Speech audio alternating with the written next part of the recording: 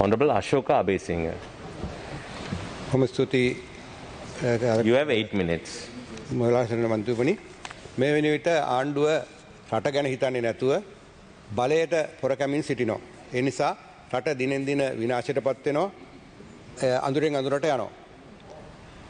ඊයේ දවසේ සිදු වුණු සිද්ධියත් එක්ක පාර්ලිමේන්තු ක්‍රමයේ තුල තිබුණ විශ්වාසය ජනතාවගේ සම්පූර්ණයෙන් ඉවත් වුණා. මේ ස්වාධීන වූ කණ්ඩායම ඒ වගේම ආණ්ඩුවේ බහුතරයත් එක්ක එකතු වෙලා ඒ කරපු ක්‍රියාදාමයත් එක්ක.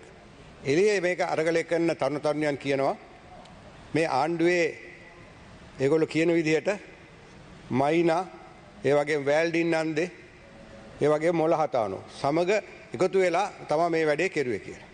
ඉතින් රටේ ජනතාව අද වෙද්දී මේ බැරියර් දාන යකඩ වැටවල් වල තමගේ යට ඇඳුම් එල්ලලා එච්චර තත්ත්වයට වැටිලා මේ ජනතාව අප්‍රසාදය පළ කරනවා ආණ්ඩුවට. මම දැක්කා ඇමතිවරයෙක් කියනවා මේ තරුණයන්ගේ ඉල්ලීම් වලට සංවේදී වුනේ නැත්තම් ඒක විශාල ප්‍රශ්නයක් කියලා අද කතාවේදී කිව්වා. ඒත් එහෙමනම් ඉල්ලාස් වෙන්නේ නැත්තේ මොකද? මේ ආණ්ඩුව බලයටපත් වුණු දවසේ ඉඳන් මේ කරපු සියල්ලම රටට විනාශ වෙන දේවල්. බදු ආර්ථිකයක් වෙනුවට ණය ආර්ථිකයක් ආරම්භ කළා. රටේ ආදායම අනුව බදු වලින් ලැබෙන ආදායම අනුව වියදම් කරන්නේ නැතුව ණය මත යැපෙන ආර්ථිකයක් ඇති කළා. අද වෙද්දී මේ රට අගාධයෙන් අගාධයට ගිහිල්ලා. ඒකට අපි මම කියන්නේ සම්පත් සියල්ල යලි රටට පවරා ගන්නවා කියලා තමයි ජනාධිපතිතුමා බලයට ආවේ. මේ දැන් කරන්නේ මොකද? මම දැක්ක ඊයේ පෙරේද පුවත්පතක තියෙනවා වත්කම් විකුණා හෝ බදු දී ඩොලර් බිලියන 8ක් උපයා ගන්නට යෝජනා. ඒතර මේක පරස්පර විරෝධී නැද්ද? ජනාධිපතිතුමා බලයට පත් වෙද්දී කියනවා වත්කම් සම්පත් සියල්ල රට පාර ගන්නවා කියලා විකුණපු. හැබැයි ඒගොල්ලෝ දැන් කියනවා වත්කම් විකුණා හෝ බදු දී ඩොලර් බිලියන 8ක් හොයනවා කියලා. ඉතින් මේ වගේ පරස්පර විරෝධී ඒවා තමයි කරන්නේ. ආණ්ඩුව විශේෂයෙන්ම මම මේකට හැදුවා මේ තියෙන්නේ පෞල් ගහ. මේ රාජපක්ෂ පෞල් ගහ. මේ රාජපක්ෂ පෞල් ගහ මේ රටට කරපු විනාශය මෙන්න මේ පොතේ තියෙනවා. මම නඩු පොතක් හැදුවා. මේ නඩු පොතේ තියෙනවා මේ තියෙන මේ රාජපක්ෂවරු කරපු හොරකම් සියල්ල. මේවට පසුගිය 2015-19 රජයත් වක් කියන්න ඕනේ මොකද ඔවුන් අත්අඩංගුවට ගත්තේ නැති නිසා. අපිට ඒවා කියන්න තියෙනවා විස්තර ඇයි අත්අඩංගුවට ගන්න නැතුව හිටියේ කියලා පසුගිය රජයේ ප්‍රධානී. ඉතින් මේ තත්ත්වය තුල අද වෙද්දී අපේ රට ඉතාමත්ම අපහසුතාවයටපත් වෙලා තියෙනවා. ඉතාමත්ම ආකාරයට ගිහිලා තියෙනවා. මම මේ දැක්කා ඊයේ පෙරේද ජනාධිපති කියලා තියෙනවා රසායනික පොහොර නොදීම නිසිකල්ට IMF නොයාම ගැන ජනාධිපති වර්ධ පිළිගත්තා. ඒ වර්ධ පිළිගත්තා නම් ඉල්ලාස් වෙන්න එපා. රටේ බහුතර ජනතාවක් කියනවනේ ඉල්ලාස් වෙන්න කියලා. ඒක ව්‍යවස්ථාවෙන් ප්‍රතිපාදන තියෙනවනේ. ඔහුට ඉල්ලාස් වුණා නම් පාර්ලිමේන්තුවේ ඉතුරු ඔහුගේ කාලය තුල යනකම් අපිට වෙන ජනාධිපති කෙනෙක් පත් කරගන්න පුළුවන්. ඇයි ඉල්ලාස් වෙන්නේ නැත්තේ? මේ බලයට කෑදරකම. වයස අවුරුදු 70ත් ඇයි පැනලා. හැබැයි බලයට කෑදරකමේ තියාගෙන ඉන්නවා. තමන්ගේ දරුවන්ට මේක ඉදිරියට අරන් යන්නෝ තමන්ගේ බිරිඳ කියන හින්දා එහෙම මේ රටවල් පාලනය කරන්න බෑ. ජාත්‍යන්තර මූල්‍ය අරමුදල යන්න තීන්දුව කරන්න තිබුණේ 2020. අපි කිව්වා ජාත්‍යන්තර මූල්‍ය අරමුදල සාමාන්‍ය සමාජික රටවල් වලට දෙනවා යම් කිසි මුදලක්. ඒක ලංකාවට හම්බුණා ඩොලර් මිලියන 787ක් මූලාශ්‍ර මන්තුමනි. ඒක හැම රටකම සමාජික රටවල් වලට දෙනවා. හැබැයි කොවිඩ් වසංගතයෙන් පස්සේ ජාත්‍යන්තර මූල්‍ය අරමුදල තීන්දුව කළා දකුණු ආසියාවේ රටවල් 5කට විශේෂ ආධාරයක් දෙන්න. ඒ අර දුන්න ආධාර වගේ දෙගුණයක්. ඒ තෝරගෙන තිබුණේ ශ්‍රී ලංකාව, මාලදීවයින, බංග්ලාදේශය, පාකිස්තානය සහ නේපාලය. අනිත් සියලුම රටවල් මේක ඉල්ලුවා. අපි ආයෙ කිව්වා අජිත් නිවාඩ්කබ්බල් මේක අපිට එපා අපිට ඩොලර් ඕන තරම් තියෙනවා කියලා. මොන උද්දච්චකමක්ද? මන්ත්‍රීවරු ඇමතිවරු ඇවිල්ලා කිව්වා පාර්ලිමේන්තුවේ අපිට ඕන තරම් ඩොලර් තියෙනවා කියලා. එහෙම කියලා ලෝක බැංකුවෙන් දීපු සල්ලි වලින් තාරගෙන ආව පාරවල් හදන්න. මෙච්චර ජනතාවට ජීවත් වෙන්න බැරි දෙද්දි ඉන්දියාවෙන් දුන්නු ණය යෝජනා ක්‍රමෙන් යකඩ ගේනවා. මේ ඔක්කොගේ යට තියෙන ගැහිලි. මේක විශාල ප්‍රශ්නයක් අපේ රටට. දූෂණ වංචා කියන එක අපි දැක්කා ඊයේ පෙරේද පත්තරවල තියෙනවා. මේ විශේෂයෙන්ම මේ රජයේ සම්බන්ධ නායකයෝ මේ කරපු හොරකම් මේ තියෙන ඕස්ට්‍රේලියාවේ පුවත්පත්වක තියෙනවා අතයටු ගනුදෙනු ගැන. මේකට මේ රාජපක්ෂ පවුලයි සම්බන්ධ බව මේකේ ප්‍රකාශ වෙලා තියෙනවා. උගණ්ඩාවේ මගේ යාළුවෙක් මට එව්වා උගණ්ඩාවේ බස් ව්‍යාපාරයක් තියෙනවා කියලා ලංකාවේ සම්බන්ධ. උගණ්ඩාවේ බස් මේ ලංකාවට එහෙම සුඛෝපභෝගී ගස් ගේන්න නැතුව උගණ්ඩාවට අරන් දීලා මේ ලංකාවේ කට්ටිය මේ දේශපාලඥයෝ. මම ඒක ඉදිරියේදී අපි නම් වලින් කියන්නම් අපිට මට එවලා තියෙන ෆොටෝත් එක්ක. ලංකාවේ ඕගොල්ලන්ට මෙහෙම බස් නැති වුණාට ඕගොල්ලන්ගේ දේශපාලනඥයෝ උගන්ඩාවේ ජීවත් වෙන උගන්ඩාවට බස් තරම් දීලා තියෙනවා කියලා. අපි දැක්කා උගන්ඩාවේ මිලියන 10000ක් ආයෝජනය කරලා තියෙනවා කියලා ඩොලර්. මේක විශාල ප්‍රශ්නයක්. ඒකින්ද තමයි රටේ ජනතාව එළියට බහලා කියන්නේ ගෝටා ගෝ හෝම්, මයිනා ගෝ හෝම්. ඒ වගේම කියනවා හැබැයි යද්දි ඒ හොරකම් කරපු සල්ලිත් දීලා යන්න කියලා. මේ තත්ත්වයටපත් වෙලා තියෙනවා. ජාත්‍යන්තර මූල්‍ය අරමුදල කියන්නේ මැජික් කාර්යයක් නෙමෙයි. අපිට ඩොලර් මිලියන 780ක් 2021 අගෝස්තු වල දීලා තියෙනවා. ඊට තවත් දෙන්න යද්දි අපි එපා කිව්වා. පාකිස්තානයට ඒක හම්බුන්නේ නැහැ. පාකිස්තාන අස්ථාවර ආණ්ඩුවක් ප්‍රශ්න නිසා. හැබැයි අනිත් නේපාලය, බංග්ලාදේශය, මාලදීවයින ගත්ත අපි එපා කිව්වා. දැන් මොකද වෙලා තියෙන්නේ? දැන් එක එක රටවල හිඟා ගන්න වෙලා තියෙනවා. ජාත්‍යන්තර මූල්‍ය අරමුදල ණය තිරසාර නැහැ කියලා ආටිකල් 4 එකෙන් කිව්වට පස්සේ අයගොල්ලන්ට ණය දෙන්න බෑ. ඒ ණය ස්ථාවර පත්‍රයට පත් කරන්න ඕනේ. ණය තිරසාර තත්ත්වයට පත් කරන්න ඕනේ. එහෙම කරන්න තමයි සාකච්ඡා කරන්න ඕනේ. ඒක අපිට ගිහිලා කරන්න බෑ. අපේ ගත්ත ණය ස්වාධීන පුද්ගලයන් ඉන්නවා 1200කට වැඩිය. අපිට ණය දීපු අය. ආයතන තියෙනවා 117කට වැඩිය. ලන්ඩන් ක්ලබ් එකයි පැරිස් ක්ලබ් එකත් එක්ක සම්බන්ධ. එතකොට අපිට තාම නීතිඥ උපදේශක පත් කරගෙන නැහැ. මූල්‍ය උපදේශක පත් කරගෙන නැහැ. ඒක පත් කරගෙන ඒගොල්ලෝ හරහා තමයි මේක ණය ප්‍රතිරෝධ කත ගන්න ඕනේ. චීනේ ලංකාවට දීපු විදේශ ණය වලින් 10%ක් දීලා තියෙනවා. ඒ දැන් චීනේ කියනවා අපිට ණය ප්‍රතිරෝධ ගන්න බෑ. ඕන්නම් ණය ගෙවන්න ණයක් දෙන්නම් කියලා. අපිට ඒගොල්ලන් උදාහරණයක් විදිහට ලබන මාසේ ඩොලර් මිලියන 500ක් ගෙවන්න තියෙනවා නෝ. චීනේ කියන 500ක් දෙන්නම් ඒකෙන් ගෙවන්න. එතකොට එහෙම කියන්නේ නැත්නම් එතකොට ප්‍රධාන ණය දූපා රටක් කියනවා නම් අපිට ණය ප්‍රතිවාද කර ගන්න බෑ කියලා. එතකොට අනිත් පැත්ත එක මොන කතාවද? ඉතින් මේක මාසෙන් දෙකෙන් හරියන වැඩක් නෙමෙයි. මාස 6ක් 7ක් යයි. ඒකෙත් උපරිම දෙන්නේ ඩොලර් මිලියන 300 බිලියන 3ක් පමණ. ලංකාව 16 වතාවක් ගිහිලා තියෙනවා. මේ 17 වතාව ජාත්‍යන්තර මූල්‍ය මොදලට. ඒකෙන් 6 වතාවයි ඒක ඒ වැඩපිළිවෙල ඉදිරියට ක්‍රියාත්මක කරගෙන ගියේ. අනිත් කරගන්න බැරුව ගියා. මොකද අතරමඟදී කඩා වැටුණා. ඊට හේතුව තමයි ඒගොල්ලන්ගේ කොන්දේසි පිළිගෙන ගැනීම. එතකොට මේ තත්ත්වය තුළ ජාත්‍යන්තර මූල්‍ය හම්බ වෙනවද ඉතා ඉක්මනින්? එතකොට සාමාන්‍යයෙන් මාසෙකට ඩොලර් මිලියන 1800ක් පමණ ඕනේ අපිට පිටරටින් බඩු ගේන්න. තෙල්, අත්‍යවශ්‍ය ආහාර ද්‍රව්‍ය ඒ ටික ගේන්න. හැබැයි දැන් තියෙන්නේ කීයද? මුදල් ඇමතුමක ඩොලර් මිලියන 50ට අඩුයි කියලා. අපි දැනගන්න තියෙන 25ටත් අඩුයි. මිලියන 25ට අඩුයි. පසුගිය රජයේ දෙති ඩොලර් මිලියන 10400ක් තිබුණා. මහ බැංකුවේ සහ අනිත් බැංකුවල. දැන් ඒක 25ටත් වඩා අඩු කරලා තියෙනවා. ඇයි හේතුව? ඒ හේතුව මේගොල්ලෝ රුපියල ස්ථාවරව තියාගන්න ඩොලර් බිලියන 5.5ක් සංචිත නැති කරගත්තා. මේක තමයි කියන්නේ උද්දච්චකම. දැන් මේ මිනිස්සයා දැන් එළියේ ඉන්න හොඳ යහතින් හිරේ යන්න ඕනේ අජිත් කබ්‍රාල්ලා. ඔය මුදල් ඇමතිලා හිරේ ඉන්න ඕනේ. රාජපක්ෂවරු. ඉතින් එහෙම ඉඳලා තමයි දැන් එළියට ඇවිල්ලා දැන් කයිය ගහලා ඊයේ ගේම් එකකුත් ගැහුවේ නියෝජ්‍ය කතානායකපත් කරගන්න. ඊයේ නියෝජ්‍ය කතානායක නම ඉදිරියට කරන වෙලාවේ එන ඉල්ලාසෙන් තිබුණා මේ කාටද සියමලා පිටිමැත්තුමාට. එයා ආණ්ඩුවත් එක්ක එකතු වෙන්නේ නැත්තම් දැන් අද හොඳට වෙලාවට කිව්වනේ මේ කවුද මේ අපේ සුසිල් ප්‍රේමජයමැතිතුමා අපි කරපු දේ හරි කියලා. ඇයි ආණ්ඩුව සහයෝගය දෙනවා කිව්වා මේගොල්ලන්ගේ අපේක්ෂකයාට. ඉතින් අපිත් කියලා ආහා කියලා අපි ඒකට සහයෝගය දෙන්න. එහෙම වුණත් අපිත් ඒගොල්ලෝ හොරුත් එක්ක හිටගත්ත වෙනවනේ. ඒත් හොරුත් එක්ක එකතු වෙන්න කැමති නැත්නම් හින්දානේ විපක්ෂයට ආවේ. එහෙනම් විපක්ෂයේ ඉඳන් කියන්න ඕනේ නම යෝජනා කරපුවාම අර ජීඑල් පිරිස්මෙත් නැගිටලා කිව්වම නෑ අපි සහයෝගය දෙනවා. එහෙනම් මම ඉල්ලාස් වෙනවා. මම එහෙම කැමති නෑ ආණ්ඩුවේ සහයෝගයත් එක්ක යන්න කිව්වනම්. ඒතර මේ මෙතුමා දෙතරගෙන්පත් වෙන්නේ නැත්නම් වෙන එක්කෙනෙක් ඒගොල්ලෝ දායි. ඉතින් මෙන්න මේ වගේ ගේම් ගහ මේ වැඩේ කරන්න බෑ. රටේ ජනතාව අන්තිමට ඔහම ගියාම ගෙවල් වලට යන්න බැරි වෙයි. ගෙවල් වලට යන්න බෑ. දැන් ඔය කලිසම් යට ඇඳුම් එල්ලනවා වගේ කලිසම ගලවලා යට ගැඳුවත් ගලවයි ඉස්සරහට ගියාම. මේක තමයි ඉස්සරහට වෙන්නේ. මේක අනිවාර්යෙන් වෙයි. අපි පුදුම වෙන්න ඕනේ නෑ මේ අරගලකරුව තමන්ගේ ඇඳුමත් නැතුව ඇස් දෙක මැදගෙන හෙළුවෙන් හිටියත්. මොකද ඒ තරම් එපා වෙලා තියෙන මිනිස්සුන්ට. මිනිස්සුන්ට ඒ තරම් ආණ්ඩුව එපා වෙලා තියෙන්නේ. ජීවත් වෙන්න බෑ. ජීවත් වෙන්න බැරි පම්පෝරි ගන්න මාසෙන් දෙකෙන් IMF එක හම්බ වෙනවා. දැන් ඉන්දියාවෙන් ඩොලර් මිලියන 200ක් තවත් තියෙනවා ගේන්න. ඩොලර් මිලියන 900ක් දැන්ට දීලා තියෙනවා. ලංකාවේ ණය ඩොලර් මිලියන 51. රුපියල් 170යි 180යි තිබුණේ පසුගිය රජයේ ඩොලර් එක. එහෙම බලපුවම ඩොලර් කෝටි 10000ක් විතර දසලක්ෂයක් විතර. දැන් කෝටි 20 ලක්ෂයකටත් පැනලා මේ ඩොලර් එකේ තියෙන වටිනාකම අනුව. රටේ ජනතාව එක පුද්ගලෙක් දැන් 15 ලක්ෂයක් විතර ණය වෙලා. මේ ඩොලර් එක වැඩි වීම මත. මේක අපරාධය හෙන ගහන අපරාධයක් මේක. ඒක තමයි ගොවි ජනතාව පෝර ප්‍රශ්න වෙලාවේ මුන්ට හෙන ගහන්න ඕනේ කිව්වේ. කාදිල් නුන්නාසි කිව්වේ 269ක් අහිංසක මිනිස්සුගේ ලේ වලින් බලයටපත් වුණාම මුන්ට හරියන්නේ නැහැ. සහ ගහනවා කියලා ඒක තමයි මේ වෙලා තියෙන්නේ. මේ ඔක්කොම වගියන්න ඕනේ ඒවට.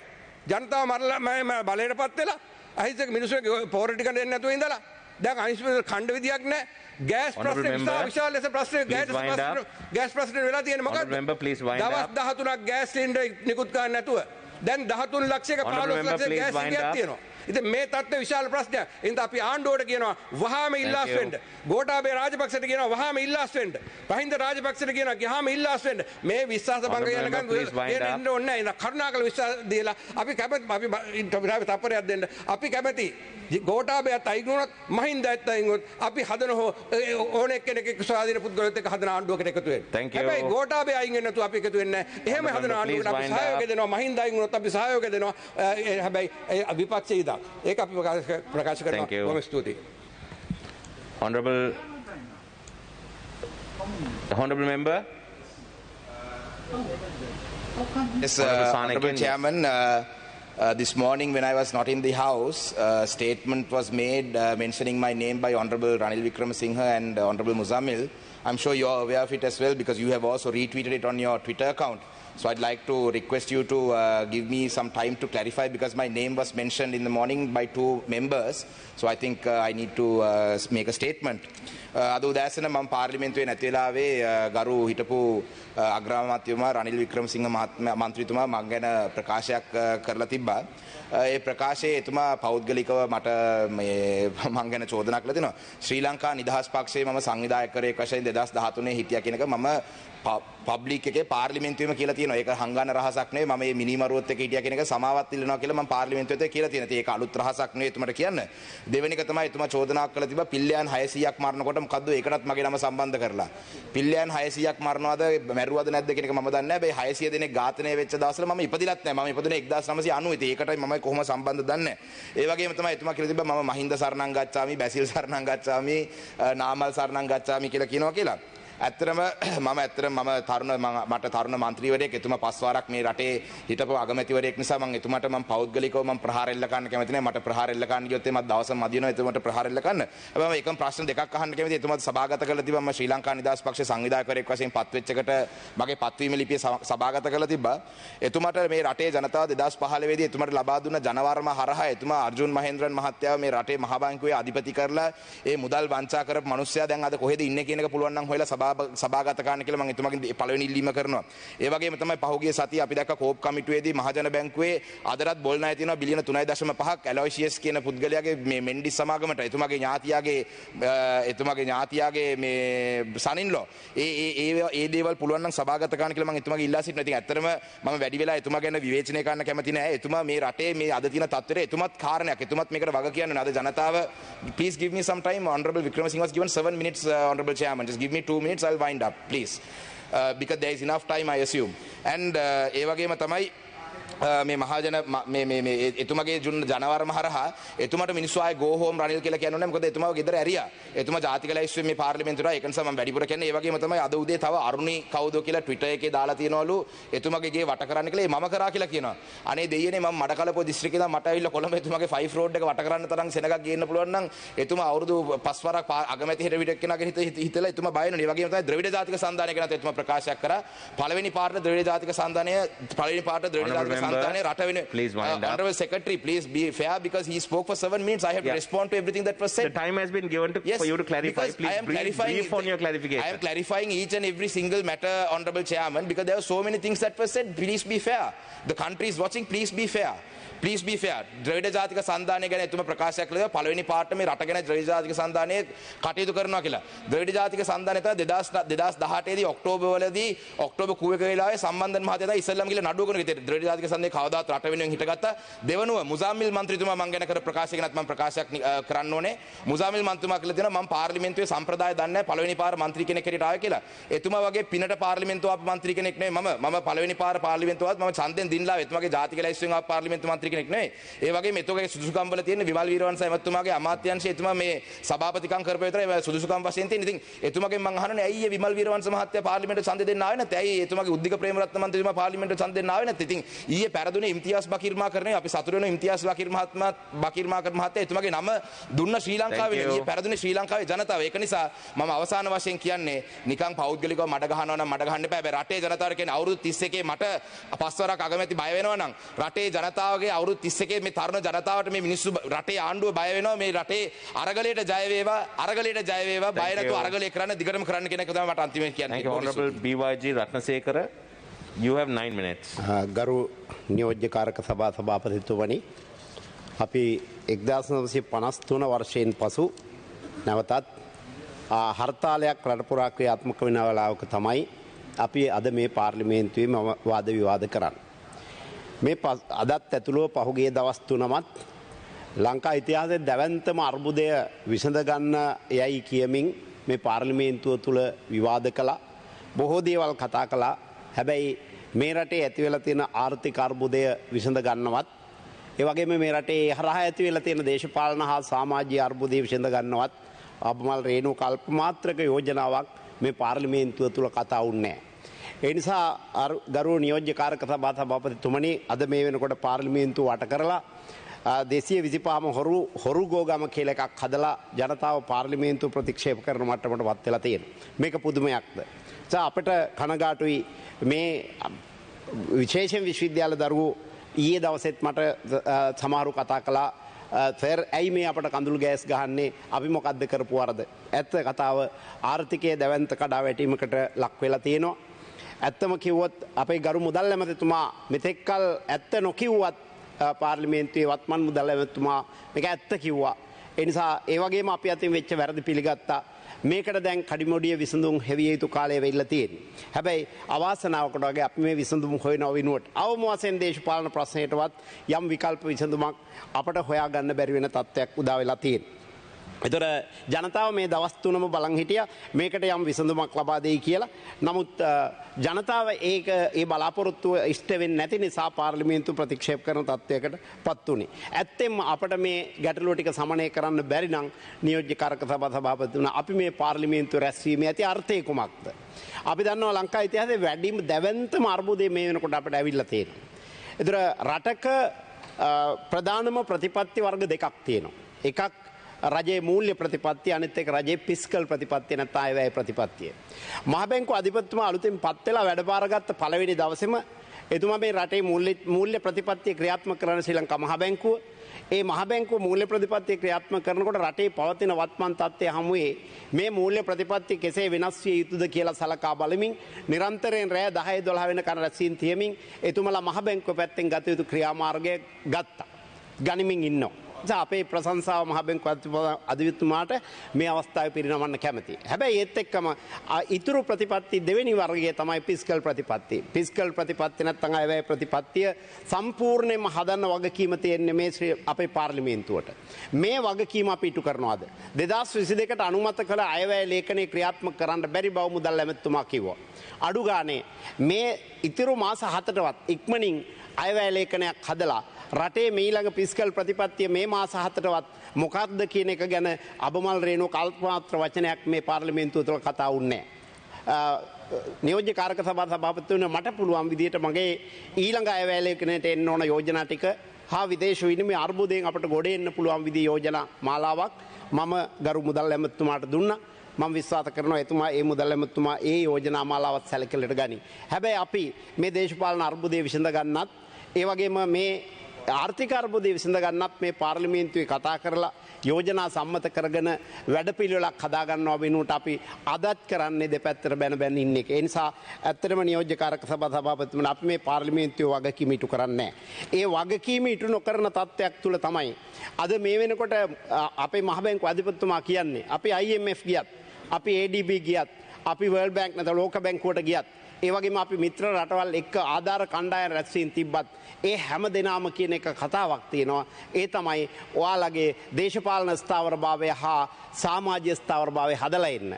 මේ දේශපාලන ස්ථාවරභාවය හා සමාජීය ස්ථාවරභාවය හදන්න නැතුව අපි මොන දේ කළත් සමාජයක පිළිගන්නෙත් නැහැ, ලෝකයක පිළිගන්නෙත් නැහැ. ඒ නිසා අපට අපි අපේක්ෂා කරන මට්ටමන මූල්‍ය ආධාරයක් හොයාගන්න වෙන්නේ නැහැ. ඒ නිසා අපි පිළිගන්න ඕන ජනතාව මේ පාලනය දැන් මේ වෙනකොට ප්‍රතික්ෂේප කරමින් ඉන්නවා. අපි අවංකව මේක පිළිගන්න ඕන. මේකට අනිවාර්යයෙන්ම අපි විසඳුමක් දෙන්න ඕන. ඉතින් නියෝජ්‍ය කාර්ක සභාපතිතුමනි මම සමෝපකාර සේවාලේ සංවර්ධන හා පාරිභෝගික ආරක්ෂණ රාජ්‍ය අමාත්‍යවරයා හැටියට කටයුතු කරනවා.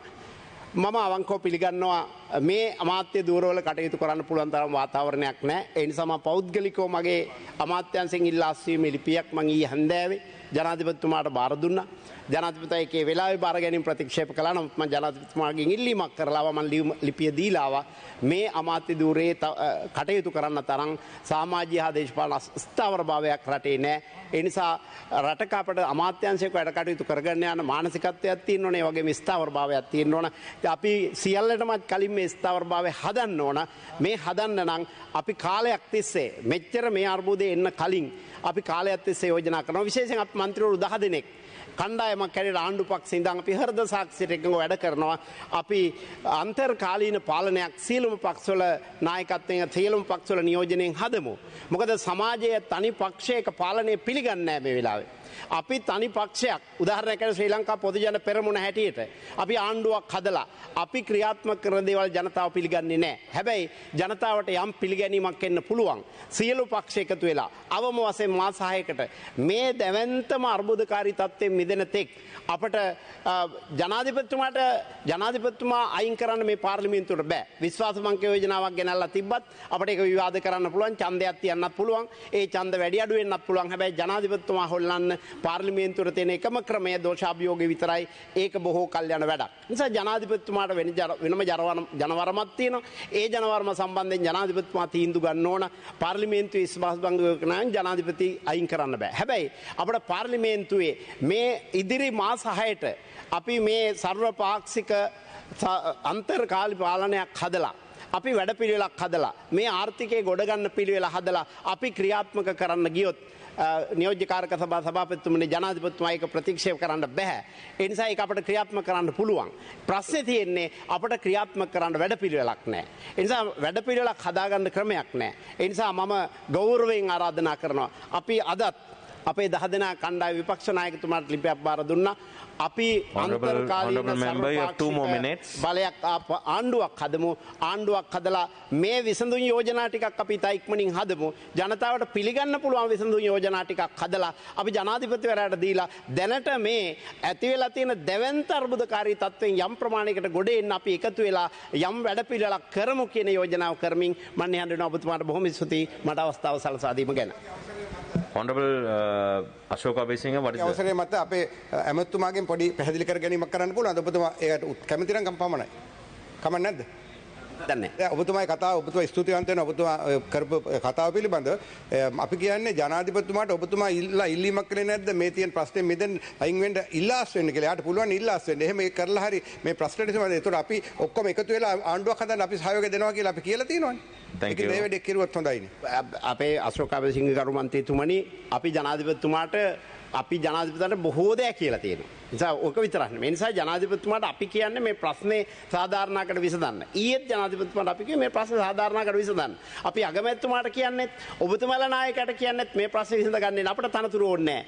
අපිට කිසි දෙයක් ඕනේ නැහැ. හැබැයි රට විනාශ වෙලා තියෙන්නේ මේ රට ගොඩ ගන්න තමයි අපි කරන සියලු යෝජනා කරලා තියෙන්නේ. ඒ නිසා ජනාධිපතිතුමාට වෙනම ජනවරමක් තියෙනවා. අපිට අයිතියක් නැහැ. ඔබතුමා ඒ ජනවරම ප්‍රයින් ගහලා යන්න කියන අපිට අයිතියක් තියෙන පාර්ලිමේන්තුවේ මට 1,42,000ක ජනතාවක් ඡන්ද දීලා තියෙනවා. ඒ ජනතාව වෙනුවෙන් පෙනී හිටින අපට අයිතියක් තියෙනවා. ඒ ජනතාව වෙනුවෙන් තමයි අපි කතා කරේ අශෝක අබේසිංහ මහත්මයා ඔබතුමාමගේ හිතවත්. හැබැයි අපි අපට කරන්න පුළුවන් හැම යෝජනාවක් අපි කරලා තියෙනවා. හැබැයි අපට යම් සීමා තියෙනවා. Thank you. Honorable Hesha Vitanage, you have 12 minutes. ගරු කාරක සභා සභාපතිතුමනි ස්තුතිවන්ත වෙනවා අවස්ථාව ලබා දීම සම්බන්ධව. මම හිතනවා මේ වෙලාවේදී මේ පාර්ලිමේන්තු පරිශ්‍රය තුල මහා වැදගත් සාකච්ඡාවක් නැත්නම් විවාදයක් දින 3ක් තිස්සේ අරගෙන තියෙනවා. මේ විවාදයේ වැදගත්කම වෙන්නේ අවංකවම සත්භාවයෙන් අලිසබ්රි ඇමතිවරයා පහුගිය දින නැත්නම් පාර්ලිමේන්තුවේ රැස් වෙච්ච පළවෙනි දින කරපු ඒ ප්‍රකාශය කරානම් ඒ වෙනුවෙන් විපක්ෂයේ සහ ආණ්ඩුවේ අදහස් ටික අරගෙන ඒ කැටි කරගෙන යම් කිසි මේ තියෙන අවදානම් තත්ත්වයේ මේ තියෙන ගැටලුවට උත්තරයක් හොයාගන්න පියවරක් තියන්නේ.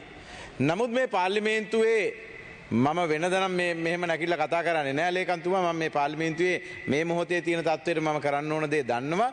මම කරන්නේ නෑ මට යුතුයකමක් තියෙනවා මේ කතාව කරන්න ඕනේ කියන එක මේ පාර්ලිමේන්තුව ඇතුලේ. ඒ හින්දා මම මේ වෙලාවේ මගේ කතාව කරගෙන යනවා. මොකද ආණ්ඩුව තමයි මේ අර්බුදයේ නිර්මාණකරු. ආණ්ඩුව තමයි මේ අර්බුදයට උත්තර හොයන්න. මේ අර්බුදයට උත්තර හොයන්න ආණ්ඩුවට තියෙන උමනාව බලන්න පුළුවන් ගරු සභාපතිතුමනි මේ පාර්ලිමේන්තුව ඇතුලේ අද ඒක ඇමතිවරයෙක් නැහැ මට පේන දුරින් වාඩි වෙලා ඉන්න චරිත හේරත් මහත්තයා අතනින් රත්නසේකර මහත්තයා කතා කරා අපේ දිස්ත්‍රික්කයේ ජානක වක්මුර ඇමතිවරයා ඉන්නවා තව ඇමතිවරු දෙන්නෙක් ඉන්නවා රාජ්‍ය ඇමතිවරු දැන් ආවා එතකොට කල්පනා කරලා බලන්න මේ මොකද මේ වෙලාවේ පාර්ලිමේන්තුවේ වාඩි වෙලා ඉන්නේ පාර්ලිමේන්තුව වට කරා කියලා බයේ දුවපු නැති ඉතුරු එච්චරික විතරයි. අර පාර්ලිමේන්තුව වට කරනකොට බඩු හම්බෙනවා කියලා දන්න සේරම අපි දැක්කා මම පාර්ලිමේන්තුව ඇතුළට එනකොට වාහන කඩාගෙන ගියා. දැන් මෙතන අර පිටිපස්සෙන් යන ගේට්ටුව ගාවත් දැන් තරුණ තරුණියෝ ඇවිල්ලා තියෙනවා. ඒතකොට මේ ප්‍රශ්නෙට උත්තර හොයන්නේ කවුද? මේ ප්‍රශ්නේ කතා කරන්නේ කවුද? මේ මම දැක්ක අද පත්තරේ තියෙනවා ලේකම්තුමා ඔබතුමාලා දකින්න නැති ලක්ෂ 92ක් මම දන්නේ මේ තොරතුරු කොහෙන්ද යන්නේ කියලා ඇත්තද කියලා ලක්ෂ 92ක් මේ පාර්ලිමේන්තුව පවත්වගෙන යන දිනකට වියදම් වෙනවා. එහෙමනම් අපි හොරු කියලා කියන කාරණාව තාම මේ සමාජයට හොයාගන්න බෑ ඔප්පු කරගන්න බෑ දන්න හොයන්න බැරි නෑ දන්නවා මේ 225 කවුද හොරු කවුද නැත්තේ කියලා සමාජය දන්නවා. හැබැයි පැහැදිලි මේ 225 මංකොල්ලකාරයෝ. මොකද හේතුව ලක්ෂ 92ක් මේ දවසකට මංකොල්ල කණ එක මේ කරන්නේ. රටට වැඩක් වෙන්නේ නැති රටේ ජනතාවට මේ තියෙන අර්බුදයට උත්තරයක් හොයන්නේ නැති තම තමන්ගේ හිතලු ටිකක් විතරක් මේ සභාව තුල ප්‍රකාශ කරලා ආපහු මේ කැන්ටිමට කියලා කාලා ගෙදර යන ජනතා මුදල් මංකොල්ල කන. මොකද මංකොල්ල කනවා කියන්නේ ජනතාවට කරන්න දෙයක් නැහැ මේක. කණ්ඩායම 225 බවට පත් වෙලා. ඒ නිසා ගරු සභාපතිතුමනි මේ පාර්ලිමේන්තුව අද මේ රැස්වෙච්ච මේ සතිය දවස් 3 අබමල් රේණුවක රටට ආදරේ තියෙන අරමුණකින් රැස්ුනේ නැහැ. පක්ෂ නායකයෝ ගිහිල්ලා මොන කෙහෙල් මලක් කතා කරනවද කියලා මම දන්නේ නැහැ. පක්ෂ නායකවන්ටත් මේක තේරෙන්නේ නැහැ. මේ ඉන්න മന്ത്രിවරුත් මේකේ ඔහේ කතා කරනවා. සමහරු තමන් බේරෙන්න කතා කරනවා. අපි දැක්කා ඊයේ විනාඩි 20ක් විතර අරගෙන තමන්ගේ දේශපාලන ඊළඟ මැතිවරණය අභිමුඛ කරගෙන කතා කරන හැබැයි එක දෙයක් මතක් කරගන්න ඕන. ආණ්ඩු පක්ෂ වෙන්න පුළුවන් විපක්ෂ වෙන්න පුළුවන්. හැම മന്ത്രി කෙනෙක්ම මේ මොහොතේ පාර්ලිමේන්තුවේ ඉන්න ඊළඟට ආයි ඡන්ද ඉල්ලන්න මේක රටක් තියෙන්න ඕන. මේ රටේ ජනතාව ඉතුරු වෙන්න ඕන. මේ රටේ ජනතාව කාලා බීලා පණ ඇතුව ඉන්න ඕන. ඒ පණ ඇති ජනතාවක් මේ රටේ ඉතුරු වෙන්නේ නැති මොහොතක දැන් මා සෙල්ලම් ටිකක් දානවා. දැන් ඊයේ මොකද්ද? ඊයේ පට්ටපල් ගේම් එකක් නෙමේ පාර්ලිමේන්තුවේ තිබුණේ. රංජිත් සියඹලාපිටිය මහත්තයාට මගෙත් තිබුණ ගෞරවයක්. රංජිත් සියඹලාපිටිය කියන්නේ අර ඒ කාලේ හම්බන්තොට පැත්තේ අර බිහි වුණා 93 චන්දිකා නෝනගේ චන්දි කාලේ මම නම කියන්නේ නැහැ. පැන්සික්ස්කු ආදේ කියලා ඉවිලා කිව්වන් දන්නව ඇති. අන්නේ ජාතිය පොරක් වුණයි. මොකද මහින්ද රාජපක්ෂ මහත්තයලා විනාශ වෙලා ඉන්නකොට ඒ මූණු ටික ප්‍රතික්ෂේප වෙලා ඉන්නකොට අලි සබ්රි මහත්තයාගේ මූණෙන් ගොඩ යන්න හදනකොට මේ පැත්තේ අමාරුකම බේරගන්න රංජිත් සියඹලාපිටිය මහත්තයා බෙල්ල තියලා ආවා. ඒක ලස්සනට එළියට ගියා. ඒකල කියනවා අපිට කියනවා විපක්ෂයේ ඊයේ ජනවරම විපක්ෂයේ තිබිච්ච හයිය නැති කරගත්තලු. ඒක තේරුම් ගන්න බැරි රටේ ජනතාවක් මේකේ නැහැ. ඒ වගේම මම කියනවා මෙච්චර හොරුයි කියද්දි මේ රටේ 225ම හොරුයි කියද්දි අඩුමතරමින් මේ 225 හොරකම් පිළිබඳව ලයිස්තුගත වෙච්ච එක මිනිහෙක් ගන්න තොරතුරු වෙනවද? දැන් ඒක හොඳට පේනුණා ඊයේ විමල් වීරවංශ මහත්තයා ඡන්දෙ දෙන්නවත් ආවේ නැහැ. ස්වාධීනකම එතනින්ම පේනවා. විමල් වීරවංශ මහත්තයා ඊයේ එළියේ ඉඳගෙන වෙන කතාවක් කියනවා. හැබැයි සමාජය තුල මේවා පාර්ලිමේන්තුවේ කතා කරලා තියෙනවා. අගමැතිතුමා දන්නවා අගමැතිතුමා මුළු රටම කිව්වා ෆයිල් එක මංගාව තියෙන විමල්ක කියලා. එතුමා කියලා තියෙනවා ගෝඨාභය රාජපක්ෂ මහත්තයා මේ රටේ යුද හමුදා නිලධාරියෙක් විදියට රටට ආදරය කරන විනයවත් මිනිස්සෙක් නම් එතුමාට මේක පුළුවන්. දැන් ඉන්නේ විමල් වීරවංශ මහත්තයා ආණ්ඩුවේ නෙමෙයි. අපි ආණ්ඩුවේ කැබිනට් ඇමතිවරයෙක් විදියට ඉන්නකොට තීන්දුව తీරන ගන්න බෑ. ආණ්ඩුවේ ඇමති කියලා හිතන්න පුළුවන්. දැන් ඇත්තටම විපක්ෂේ ඉන්නවා නම් මෙන්න විමල් වීරවංශ මහත්තයා තියෙන චෝදනා ලයිස්තුවක්. විමල් වීරවංශ මහත්තයා ඔප්පු වෙලා අතේ තියෙන චෝදනා තියෙනවා. නෝනට පාස්පෝර්ට් දෙකක් තිබුණා නඩුව දැන් අන්න අද අපිට ආරංචි වෙලා තියෙනවා නඩුව අයින් වෙලා තියෙනවා. නඩුව අයින් කරගන්න විමල් වීරවංශ මහත්තයා ගිහිල්ලා ගෝඨාභය මහත්තයා වෙනුවෙන් කහින එක ආය අහන්න දෙයක් නෙමෙයි. එහෙමනම් මේ රටේ මිනිස්සු බලන සාධාරණ තිටුවේද? අපේ රටේ ගෞරවනීය අධිකරණේ භක්තිවන්තව වැඩ කරන 99.9ක් අධිකරණ වෙනිසුරුවරින් රටේ එක්කෙනෙක් දෙන්නෙක් රාජපක්ෂලට කඩයන් ඉන්නවා කියන එක පැහැදිලිව පේනවා. ඒ පැහැදිලිව පේන ඒ පුජ්‍යලය භාවිතා කරමින් මේ සිදුවීම් මාලාව සිද්ධ වෙනවා. අර කොල්ලෝ ටික පාරේ මේ ගම්මාන හදාගෙන දඟලන එක තමන්ගේ ජීවිතේ තරුණ අවධිය විනාශ කරගන්න එක කිසි වැරද්දක් නැහැ. තමන්ට බලන් ඉන්න බෑ මේ රට විනාශ වෙන එක. අපි කියන පුළුවන් නම් අභියෝග කරනවා ගෝඨාභය රාජපක්ෂ ජනාධිපතිතුමනි. මහින්ද රාජපක්ෂ මහත්තයා අභියෝග කළ වැඩක් නැහැ. එතුමා තමයි මේ හොරු ආරක්ෂා කරේ. එතුමා තමයි මේ හොරු නිර්මාණය කරේ. JVP එකෙන් ගලවලා අරගෙන වීරවංශලට ඇති වෙන්න හොරකම් කරන්න පාර හදලා දුන්නේ මහින්ද රාජපක්ෂ වර්තමාන අග්‍රාමාත්‍යවරයාට හොරු අල්ලන්න කියනකට වැඩිය හොඳයි වෙන කුණුහරුපයක් කියන එක. ඒ නිසා ගෝඨාභය මහත්තයා අපේ රට ආදරය කරනවා නම් ඔබතුමා මේ රටේ නොවෙන්න පුළුවන්. අපේ රට ආදරය කරනවා නම් මෙන්න විමල් වීරවංශ මහත්තයා පොඩි දෙයක් නෙවෙයි. මේ රටේ හැඳුනුම්පත් දෙකක් තියාගෙන හිටියා නම් LTT කාර්යය අල්ලගෙන ගිහිල්ලා කූඩු කරනවා. මොනවද වෙන්නේ? පාස්පෝර්ට් දෙකක් හදලා තියෙනවා. නෑ. තමන්ගේ අමාත්‍යංශයේ ලේකම්වරයා ලියුමක් ලියනවා මෙයාගේ මුදල් භාවිතා කරන විදිය මූල්‍ය පාලනයේ මූල්‍ය විනයක් නැහැ. මම ඉල්ලා අස්තනවා කියලා කර්මාන්ත අමාත්‍යංශයේ ලේකම්වරයා ජනාධිපතිතුමාට ලියුමක් දෙනවා. එතකොට මොනවද මේ මිනිස්සයා ගැන තියෙන සහතිකේ? තමන් අමාත්‍යංශයේ දූර දරන කාලේ වාහන දීලා මිලියන 41ක් මේ රටේ සල්ලි අවභාවිතා වුණා කියලා ඔප්පු වෙලා තියෙනවා. ඒ විතරක් නෙවෙයි තමන්ගේ නංගිගේ දරුවගේ මල්වර උත්සවේ පව්වයි අහිංසක කෙල්ලගේ මල්වර උත්සවය ගන්නෙත් අමාත්‍යංශයේ සල්ලි වලින් මේ ඔක්කොම ජනාධිපති විමර්ශන කොමිෂන් සභාවල ඔප්පු වෙච්ච කාරණා. එහෙම මිනිහෙක් සුද්ධවන්තයෙක් වෙලා දැන් රට ඉස්සරහා කතා කරනවා. මේ සජිත් ප්‍රේමදාස මහත්තයාගේ අම්මට මේ රිද්දන්න හදන මොකද එතුමා විතර තමන්ගේ අම්මට ආදරය කරන නායකයෙක් නැතුව ඇති මේ පාර්ලිමේන්තුවේ. ඒ නිසා අම්මට රිද්දුවට පස්සේ අම්මගේ නම කිව්වම සජිත් ප්‍රේමදාස මහත්තයා කුලප්පු වේ කියලා විමල් වීරවංශගේ අර පරණ මැටි ගොබ්බ පරණ දේශපාලන සංස්කෘතිය මේ පාර්ලිමේන්තුවේ නැවත ගේන නිසා අපි කියනවා පුළුවන් නම් මේක හොරු 225ක් ඉන්නවද නැද්ද කියලා බලා ගන්න. එකෙක් හරි අධිකරණයට ගේන්න නෑ. කවුරුවත් ගේන්නේ නෑ. මිනි මරපු එවුනුත් ගෙදරට එන්න පාර හදන මේ ආණ්ඩුව හොරු ආපහු හිරේ දායි කියලා කාටවත් හිතන්න බෑ. ගරු සභාපතිතුමනි නිසා මම කියනවා රටේ ජනතාවට පාර්ලිමේන්තුවේ 225ම යන්නකොට මේක වෙන්නේ නෑ. ඔබට ස්වාධීනව එක මන්ත්‍රී මොකද ජනවරම කාටවත් නෑ. මේ කතා කරන හේෂ විතානගේ ඇතුළු 225 ජනවරම ආපහු රටේ ජනතාව ඉල්ලනවා. ඒක ආණ්ඩුවෙන් වගේ විපක්ෂයටත් ඒක අදාළයි. එහෙමනම් ඒ ජනවරම ඉල්ලන ජනතාවට උත්තරයක් තියෙන්න ඕන. අපි කියනවා අරගල භූමිය තුලත් එක සංදර්ශන තියෙනෝනේ. සැබෑ අරගල කරුවෝ ටිකක් ඉන්නවා. JVP එකට කඩේ යන්න හදාගත්ත අර වසන්ත සමරසිංහල ගෙනිහිල්ලා ස්ටේජ් නගන කට්ටියක් ඉන්නවා. වෙන කණ්ඩායම්වල ඉන්නවා. සැබෑ අරගල කරුවන්ට අපි කියනවා ඔබ සැබෑවට මේ කරන අරගලයට ගෞරවයක් වෙන්න යෝජනා ඉදිරිපත් කරන මොකද දේශපාලන විද්‍යාව පිළිබඳ ප්‍රවීණ හසල දැනුමක් තියෙන කණ්ඩායමක් මේකේ ඉන්න පුළුවන්. ඒ නිසා මම ඉල්ලීමක් කරනවා ඔබ දෙන්න යෝජනා එක මන්ත්‍රීට මේ පාර්ලිමේන්තුව තුල මේ කරන බොරුව නතර කරන්න. මේ පාර්ලිමේන්තුව තුල මේ කරන මහා විගඩම නතර කරන්න.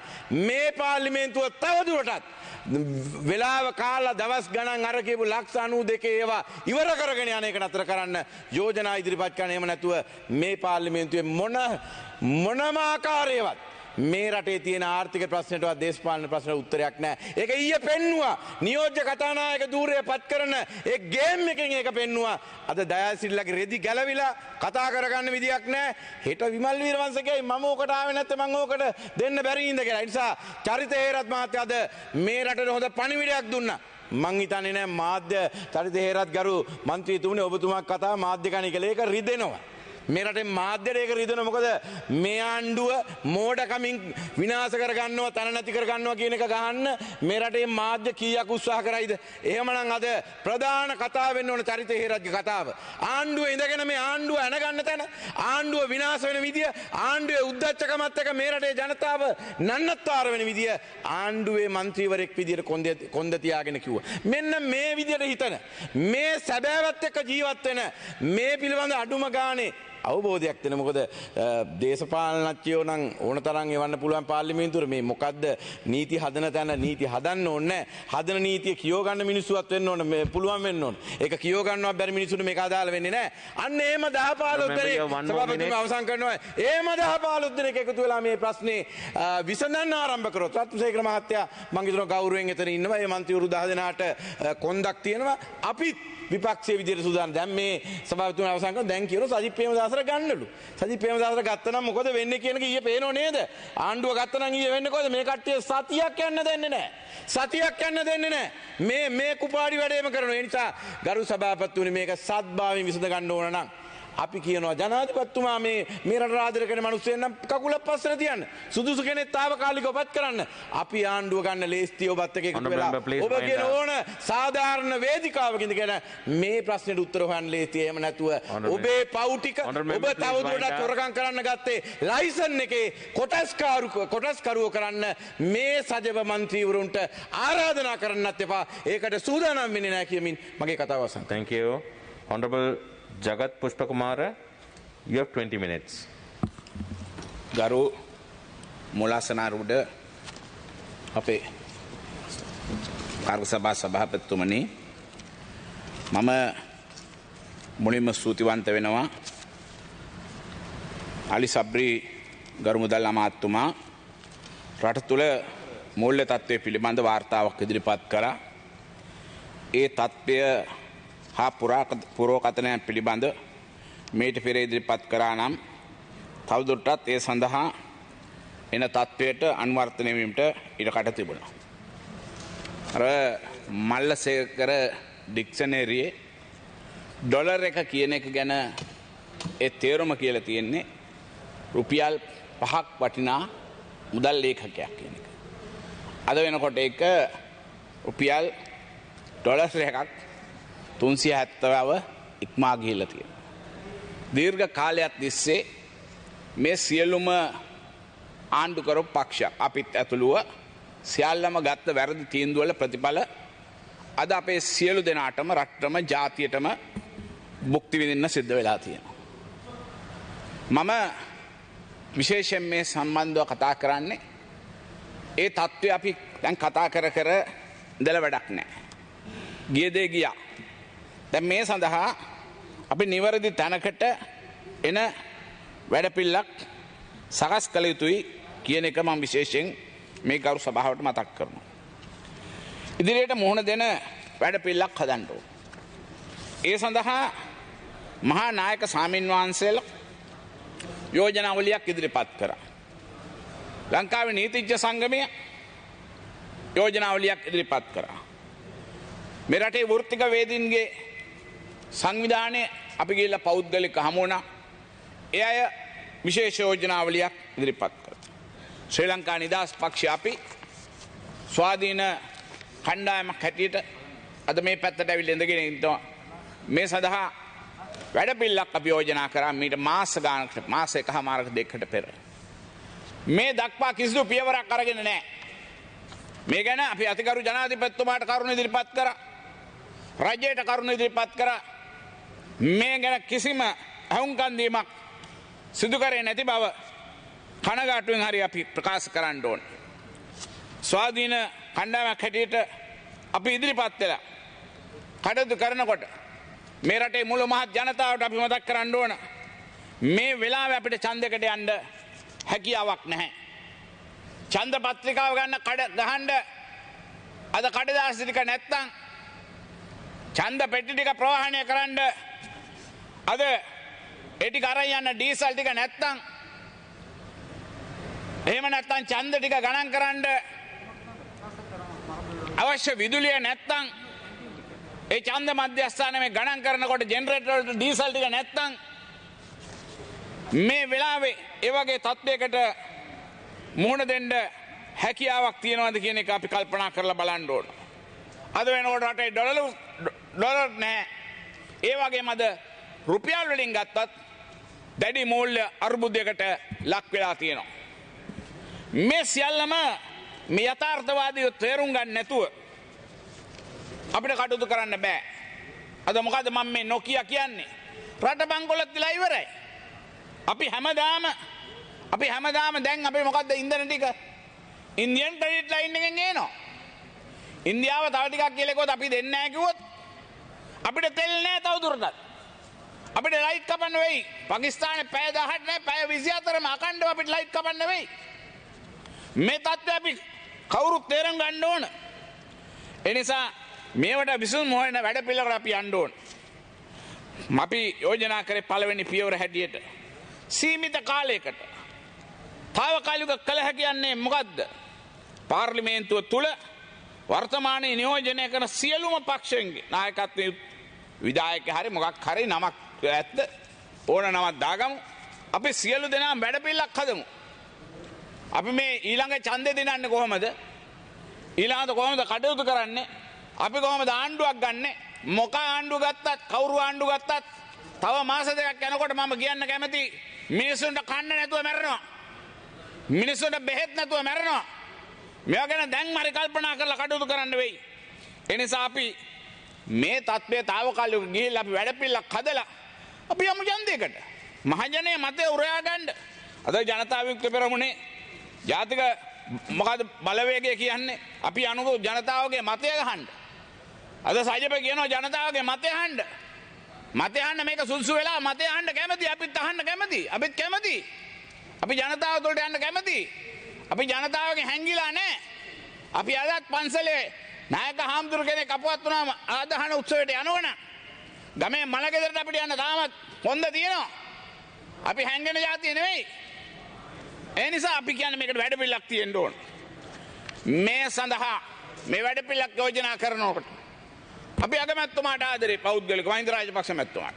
එතකොට මේ දැන් කල්පනා කරන්න ඕන. මෙතන ඉන්න මේක දැන් මඩ වේවි හරියන්නේ නැහැ.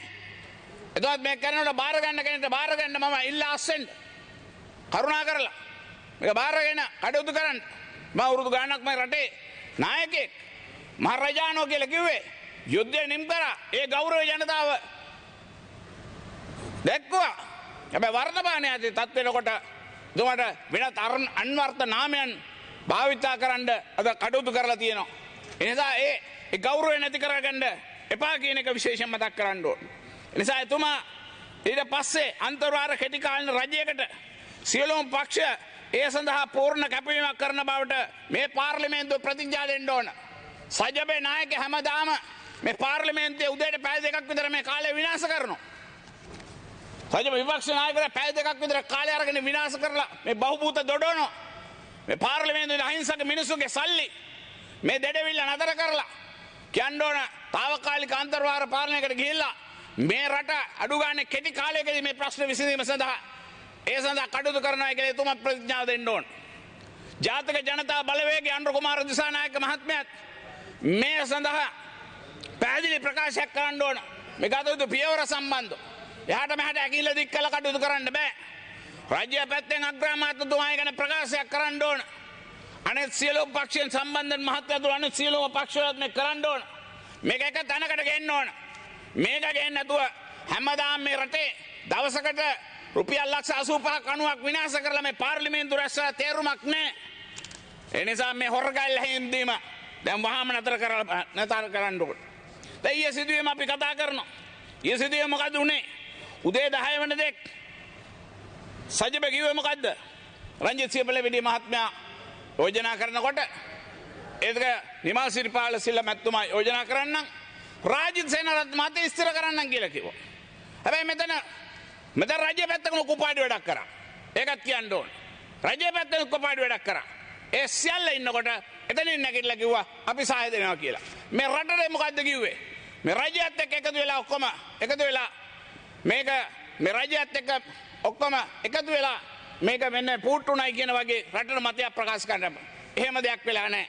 ඒ නිසා රජය වුණත් මේ විදිහට කටයුතු කිරීම කැත විදිහට තමුන්ගේ කියන තමන්ට බහුතරේ නැහැ. එදා හිටියේ മന്ത്രിවරු 95යි. බහුතරේ නැති එක වහගන්න කටයුතු කරේ. රජය නැති කර බහුතරේ නැහැ කියලා පෙන්වන්න නැති නිසා ඒකෙන් බේරෙන්නේ වගේ උප්පරටියක් දුන්නේ. ඒ නිසා මම මතක් කරනවා ඒ ස්ථිර කරන වෙලාවේ සහයෝගය පළ කරනවා කියවන්නේ ඒකට. අපි සජයේ මේ උපක්‍රමශීලීව දේශපාලන වාසිය ලබා ගන්න අනිත් පැත්තෙන් කටයුතු කරන්න හදනවා. දැන් මොකද්ද කිව්වේ? එන්න අපි විතරයි ඉන්නේ දැන්. ආණ්ඩුවට විරුද්ධව, රාජපක්ෂලට විරුද්ධව එතන කියලා. අපි රජයත් එක්ක කටයුතු කරන්න බැරි නිසා තමයි අපි මේ පැත්තට ඇවිල්ලා වාඩි වෙලා කටයුතු කරේ. ඒ නිසා මම දෙපැත්තටම කියනවා. අර පැත්තටත් මේ පැත්තටත් දෙපැත්තටම තමන්ගේ తాවකාලික වාසිය සඳහා తాවකාලික ජනප්‍රියතාවය සඳහා කටයුතු කරන්න එපා. අද දහස් ගණක් මිනිස්සු බොහොම අසරණ වෙලා කටයුතු කරනවා. අද ආර්ථික වශයෙන් කල්පනා කරමු. අපේ රටේ පොළොව වසර ගන්නාවක් තිස්සේ රසායනික පොහොර වලට හුරු වෙලා හිටියේ. අපිට මතක අපි පුංචි කාලේ හොඳ වැස්සක් ආම මිදුලේ වතුරේ උතුරලා යනකොට අපි ඒ වතුර ටික බහලා යන කාණුවක් කපනකොට මේ පොළොව ගැඩවිල්ල කී දෙනෙක් කැපිලා මැරලා යනවද ලේ එනවද කියන පේරනවා. ඒ පොළොව සාරවත් කරන අද සත්තු ටිකට විනාශ වෙලා ගියලා තියෙනවා. ඒ නිසා ඒ පොහොර වලට හුරුණා. ඒ නිසා අද ඒ හිතකර ජීවීන් අද විනාශ වෙලා. කාබනික පොහොර හොඳයි. ඒක ක්‍රමිකව හුරු කරගත යුතුයි. එහෙම නැසේ ක්‍රියා කිරීමේ වරදට එහෙම කටයුතු කිරීමේ වරදට අපි සියලු දෙනා මුහුණ දීලා තියෙනවා. අපි සියලු දෙනා මුහුණ දීලා. එහි ප්‍රතිඵල මොනවද? අද රටේ මී නිෂ්පාදනය අඩු වෙලා. අද පිටරටින් හාල් නැව එනකම් බලන් ඉන්න සිද්ධ වෙලා තියෙනවා. අද පිටරටින් මුං ඇට නැව එනකම් බලන් ඉන්න සිද්ධ වෙලා තියෙනවා. අද පිටරටින් කව්පිටික ගෙනකම් එන්න ඕන. අද වී නිෂ්පාදනය අඩාල වෙලා තියෙනවා. අඩු වෙලා තියෙනවා. ධාන්‍ය භෝග නිෂ්පාදනය අඩු වෙලා තියෙනවා. මේ රටේ මුං ඇට නිෂ්පාදනය අඩු වෙලා තියෙනවා. කව්පි නිෂ්පාදනය අඩු වෙලා තියෙනවා. මිනේරු නිෂ්පාදනය අඩු වෙලා තියෙනවා. අනිත් පැත්තෙන් අවුමිරිස් කීයද? වෙලිමිරිස් කීයද? අර්ථාපල නිෂ්පාදනය අඩු වෙලා තියෙනවා. මේ සඳහා නිෂ්පාදනය සඳහා අපි කඩිනම් වැඩපිළිවෙලක් ආරම්භ කරන්න ඕන. ඒ සඳහා අවශ්‍ය පොහොර ටික අපි රජයේ සපයලා දෙන්න ඕන. කවුරු බලය හිටියත්. අද රටේ නැවත නිෂ්පාදන සංග්‍රාමයක් වගා සංග්‍රාමයක් වහාම ආරම්භ කරන්න ඕන. තාම කෙටි කාලයකට. මේ සඳහා අපි ජනාධිපතිතුමා අවධානය යොමු කරන්න ඕන. ජනාධිපතිතුමා ඉල්ලා අස්සුනේ නැත්තම් මේ අය කියන විදිහට ඉල්ලා අස්සුනේ නැත්තම් අපි කොහොමද ඉවත් කළ යුත්තේ? ඒකට වැඩපිළිවෙලක් තියෙනවා. විශ්වාස භංග යෝජනාවක් ජනාධිපතිතුමාට ගෙනාව ජනාධිපතිතුමාට අයින් වෙන්න පුළුවන්ද? එනිකන් විහිළු කතා. රටේ ජනතාවගේ ජනප්‍රියතාවය දිනා ගන්න කතා. ඒකට විශේෂ වැඩපිළිවෙලක් දෝෂාභියෝගයක් ගෙන්න ඕන. දෝෂාභියෝගයක්. ඒ සඳහා 3-2ක ඡන්ද බලයක් ගෙනල්ලා මේ කියන චෝදනා ටික ඉදිරිපත් කළා. ඒක ශ්‍රේෂ්ඨාධිකරණයේ මතය ගෙනල්ලා 151 දෙනෙක් එක විරුද්ධ වෙන. ඒතර මයින් කරන්න පුළුවන් ඒක. එහෙම නැතුව ජනාධිපතිතුමා ඉවත් කරන්න ඉස්සෙල්ලා විශ්වාස භංග යෝජනා ගෙනල්ලා ඉවත් කරන්න බෑ. ඒ වගේම එහෙමනම් මොකද්ද කරන්න ඕන? අපේ අගමැතිතුමාට එන විශ්වාස භංග යෝජනාවට එතුමා ඉවත් වෙන්නේ නැත්නම් අපි සහයෝගය දෙන්න කැමති. හැබැයි අපිට දෙන පොරොන්දුව මොකද්ද? සජිබේ අපිට කියන්න ඕන එතුමා ඉවත් වුණා මාණ්ඩුව අපි බාර ගන්නවා කියලා මේ සභාවේ පැහැදිලි ප්‍රතිඥාවක් දෙන්න ඕන. සජිබ් ප්‍රේමදාස මැතිතුමා ඒකට පැහැදිලි ප්‍රතිඥාවක් දෙන්න ඕන. එතකොට අනිත් පක්ෂත් එක්ක සාකච්ඡා කරලා හොඳයි ආණ්ඩුවත් එක්ක කැමති නම් අනිත් අයත් එක්ක එකතු වෙලා නම් මේ වගකීම් බාර ගන්නවා කියලා ප්‍රතිඥාවක් දෙන්න ඕන.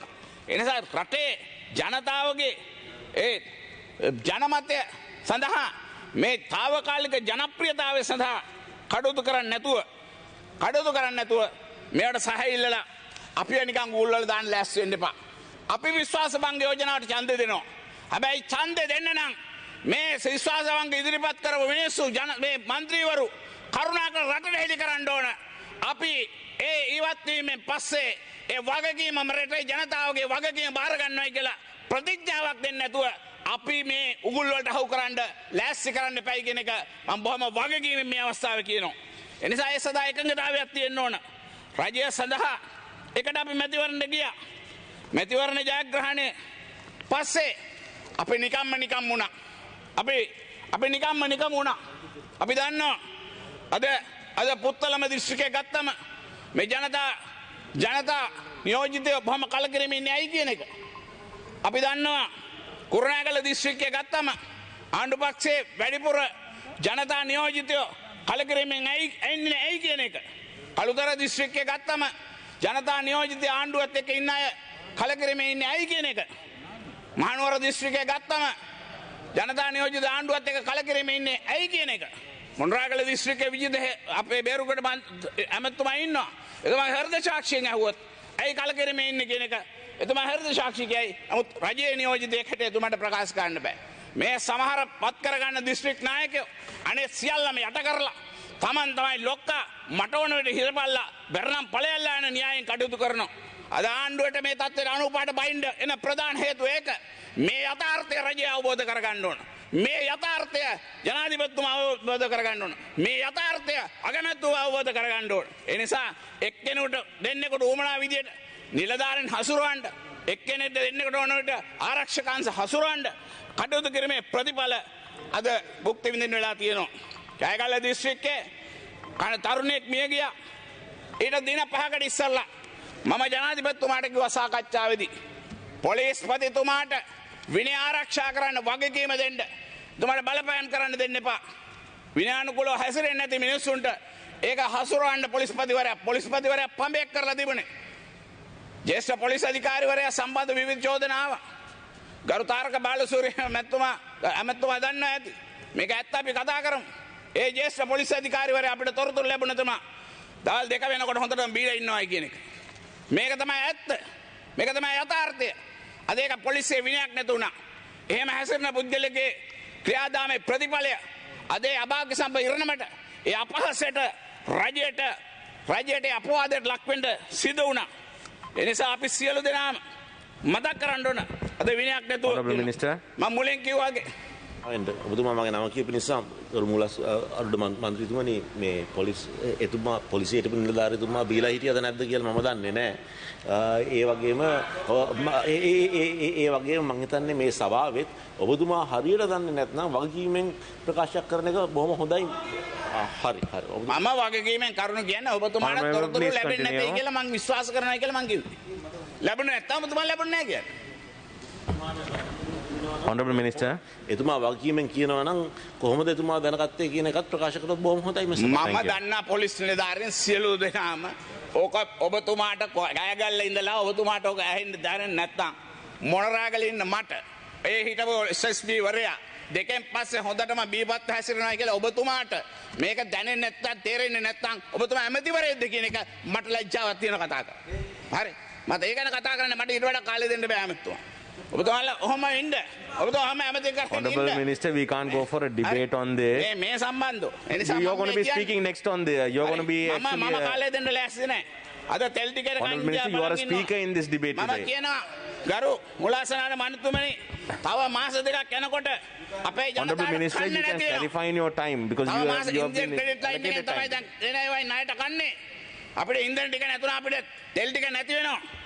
Honorable Member, you have 2 more minutes. Okay. තව මාස දෙකක් යනකොට යන තත්ත්වයට මුහුණ දෙන්න සියලු දෙනාම සිද්ධ වෙනවා. අපි මේ කයිවාරු ගහලා අපේ වාසියට කතා කරලා වැඩක් නැහැ. සමහර ස්ථානවල හොරකම් සිද්ධ වෙනවා. මොනවද හොරකම් කරන්නේ? මට අර දුෂ්කර ගම්මාන අපේ දිස්ත්‍රික්කේ ගම්මාන වල මට කියනවා අනේ සර් පොඩි හොරකම් සිද්ධ වෙනවා. මම මොන වගේ හොරකම්ද? සාධාරණ හොරකම් වෙන්නේ. මොනවද සාධාරණ හොරකම්? හාල් කිලෝ 10ක් තියෙන ගෙදරකින් ගියාම බොහොම සාධාරණව කල්පනා කරලා හාල් කිලෝ 2යි උස්සගෙන යන්නේ. පොල් ගෙඩි 4ක් තියෙනකොට පොල් ගෙඩියක් උස්සන් යනවා. ගම්වලද තත්ත්වය අර මිනිස්සුන්ගේ දරිද්‍රතාවයෙන් පේනවා. ඒ නිසා මෙන්න මේවා ගැන අපි කටයුතු කරන්න ඕන. මේ කල්පනා කරලා බලන්න ඕන. මිනිස්සුගේ කටයුතු කරන්න. පාරවල් කාපට් කරා. හොඳයි වැඩේ. ඒ පාපට් කිරීමේ පරමාර්ථය මොකද්ද? පාර හදනකොට පස්තිය කාපන්න දෙන්නේ ගමේ පොහොට්ටුවේ ප්‍රාදේශ සභා මන්ත්‍රීට. ගමේ ප්‍රාදේශ සභා මන්ත්‍රීට. ආසනයේ සංවිධායකවරයාට. සංවිධායකවරයා නමය පුද්ගලයෙක් නම් කරන අයට මෙයා බොරු නෙවෙයි. මම ඕන ඔප්පු කරන්න කැමති. ඉතින් අපි අද මේ පාරවල් හදනකොට වැඩියෙන්ම කරේ පස් කැපීමේ කොන්ත්‍රාත්තු ලබලා දෙන්න. බලන්න හදපු පාරවල්. ওই පාරවල් මාර්ග ලක්ෂයක් තියෙන පාරවල් වල සමීක්ෂණයක් කරලා බලමු. පාරවල් කීයක් පුපුරලාද කියලා. පාරවල් කීයක් විනාශ වෙලාද කියලා කල්පනා කරලා බලමු.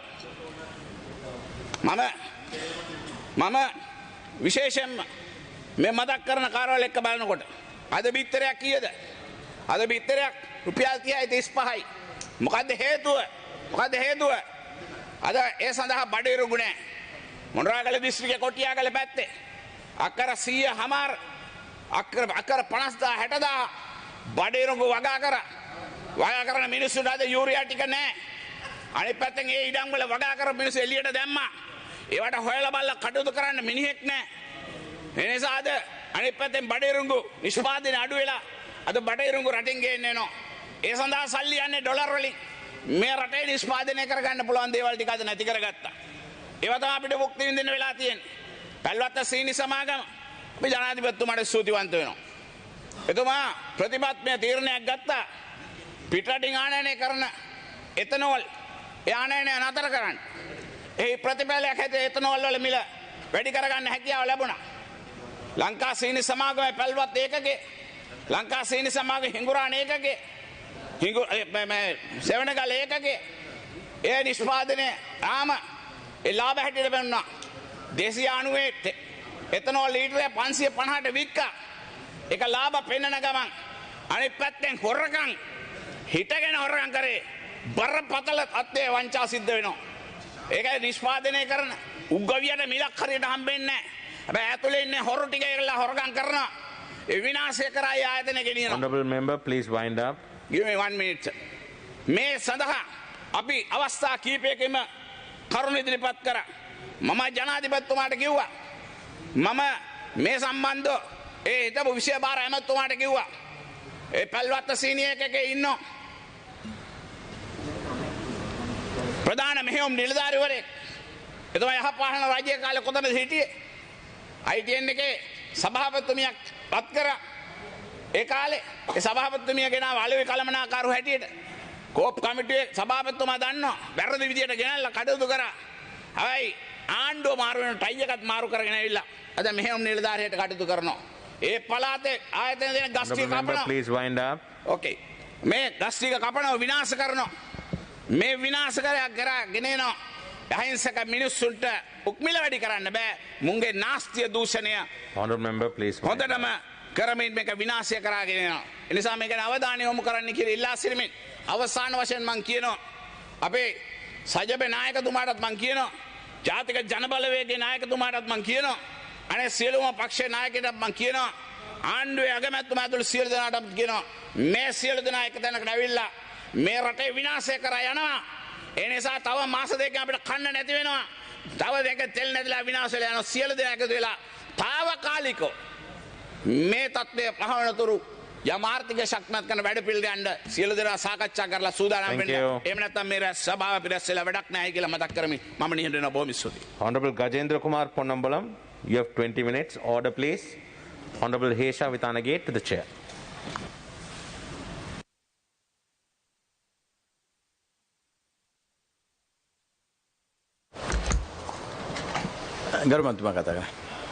I thank you, Honourable Presiding Member. Of my 20 minutes, I don't think I'll take all of it. If there is any time remaining, please, if you can give that remaining time to Mr. Honourable Siddharthan, I'll be grateful. Honourable Presiding Member, we are discussing today the ministerial statement made by the Honourable Finance Minister after his discussions with the IMF. Now, in that statement, he went on to list a number of mistakes. In fact, he admitted to a number of mistakes that his government had made that also contributed to the current state of the country's economy. Of course, he naturally tried to make out that this wasn't the sole responsibility on this particular government, but rather from consecutive governments that have been in office, and due to the various wrong populist decisions that each of those governments had pursued, that ultimately brought us to this situation. But one matter, Honourable Presiding Member, that no one can deny, in fact he himself admitted, was the fact that there were tax reductions, tax cuts that were decided upon as soon as the presidential election was over, and that in fact that decision precipitated the present circumstances. I don't think anybody in this house can deny that reason for the current state of affairs. Whilst most certainly this country has been plagued with debt, to a point that it is strangling. But for the economy to be scraping the barrel in the way that it is, it has to be from the tax cuts and basically shrinking of the taxpayers' percentage that caused it. That was, without any exaggeration, the reason why Sri Lanka was downgraded, literally resulting in shutting Sri Lanka from the international markets to raise loans, and we are here today. Now, these decisions, Honourable Presiding Member, were taken despite members of the opposition, in fact all members of the opposition, whichever party that sits in opposition, warning that these are decisions that will eventually lead to severe financial consequences that the country and the people as a whole will be asked to put up with, and that given the COVID situation, that it will be crippling. But no one listened. I remember after the presidential election and when these decisions were taken, at that time a parliamentary election was called for but could not be held. It was being postponed due to the COVID situation. Members of the then opposition, we were not in parliament then, but certainly members of the then opposition, including members from the northeast, warned the government repeatedly that these decisions will have dire consequences. But obviously the government and the president in particular, considering the margins of his victory, was intoxicated by his popular swing, that he chose not to listen to anybody. The business community, leading economists, wrote letters to him. I can responsibly say, have written letters to him that were not even replied. So that is the cavalier, arrogant fashion with which the president himself conducted affairs. And his government in parliament chose to blindly support everything he did. So when that situation is the reality, and today the people, the ordinary people who are facing the brunt of this crisis, have realized what a mistake they made, where the country has been bankrupted by the decisions, primarily precipitated by the decisions of the president and this government. And when they are saying that these people can no longer serve in government and that they must go, and when the government chooses not to listen, when the president chooses not to listen, then obviously they have no choice but to express their displeasure in some other democratic way, and that is what they're doing. They're on the streets. In a democracy, when you have given a mandate for, let's say, 5 years, and when you find that your mandate has been completely violated, usurped, you have been defrauded, then the only other way in which you can in some way try and rectify that situation is by calling back. When you don't have a legal provision to in fact call back your mandate, then the only other way is to get on the streets and to make sure that the people that you had given that mandate to in fact leave. And that is what the people are doing. Now when that is happening, we are here in parliament carrying on a drama. And what is that drama? The reality, Honourable Presiding Member, is that this house is redundant. This house no longer represents the will of the people. And in order to try and pretend that there is some sort of credibility, you have a drama that is being enacted. What is that drama? That is that some of these 2/3 members that belong to the government, until not about 3 or 4 weeks ago, were the strongest allies of the president and this government, blindly supporting, violently supporting. If their words can be put into physical practice, then that is violence. That is the nature with which they backed the president and the government. All of a sudden decided that they wanted to sit in opposition. 1 month ago, Honorable Presiding Member, on this very floor, when I spoke soon after these so-called members announced that they were going to be independent, I told members of this House that it is a drama, that this is not going to be the case. The Honorable Jagat Pushpakurwara spoke just before me. He is a member seated in opposition today. But everything he said was to ensure that this government continues. What did he say? What is the logic he said? First thing he said is that there is no point in bringing a no confidence motion against the president. That the only way by which you can force the president to quit is by bringing an impeachment motion. You need a 2/3, that's not practical. Now this is a sitting member, sitting in opposition. And he's saying it's not practical, so therefore don't waste time. You have not brought an impeachment motion. No confidence motion against the government does not have legal value. So that's a lie. It's a hoax. It's just to try and fool the people. Then what's the next issue?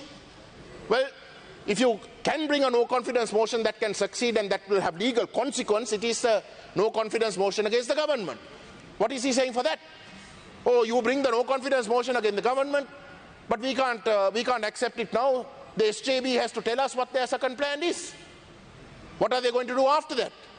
So until they tell us what they are going to do, until the SJB tells us all the details, we are not going to support it. That's very convenient. Why did you cross to the opposition? What are you saying? Read between the lines. This present situation must continue. This present situation must continue without the people having their say. Honorable Presiding Member, 1 month ago I said that this impasse can only be solved by an election. Until you have an election and until the people feel confident in the members of this House, they are not going to leave the streets. They are not going to leave the streets. Today the opposition, the combined opposition, has a challenge. And what is that challenge? The challenge is that we must be seen to, on the one hand, try to somehow help with the economy with the very same people who bankrupted this country. And when you have 2/3 of them being members of this House, any member or any party that wants to in some way try and rectify this situation has to be in cahoots with almost half of the 2/3. You're not going to have a majority in this House without at least half the members who are culpable for bankrupting this country being a part of your own government or supporting you. How on earth can you govern? You can't, Honorable Presiding Member, without having an election. And that is the priority. For as long as you postpone an election, the political crisis that currently prevails will become far worse. Riots will pursue because this House will be seen as not standing to the will of the people, and a House that is totally discredited. And when riots happen, what is going to happen? We have a president even today who takes great pleasure in appointing army personnel to ministries, to secretaries. What is going to happen when riots take place, when the people have decided to talk, when they go further because their voices are not being listened to? What are you going to do? You're going to unleash the military. That is what is going to happen. That is what this president and this government is gearing for, Honorable Presiding Member, because there cannot be any other reason. If every single member seated opposite wants to maintain their political credibility, the only way that they can do it under the present circumstances is to support the dissolution of Parliament. give us the support for that 2/3 so that we can go and tell the president to hold that parliamentary election. And I say that you need a parliamentary election because even if the president resigns for whatever reasons tomorrow, this house will be asked to elect a new president. How can this house be asked to elect a new president when this house itself is totally redundant? So it is my party's considered view, Honourable Presiding Member, and we will certainly give our fullest support, and we challenge members opposite. We challenge members like the Honourable Pushpa Kumara who just spoke.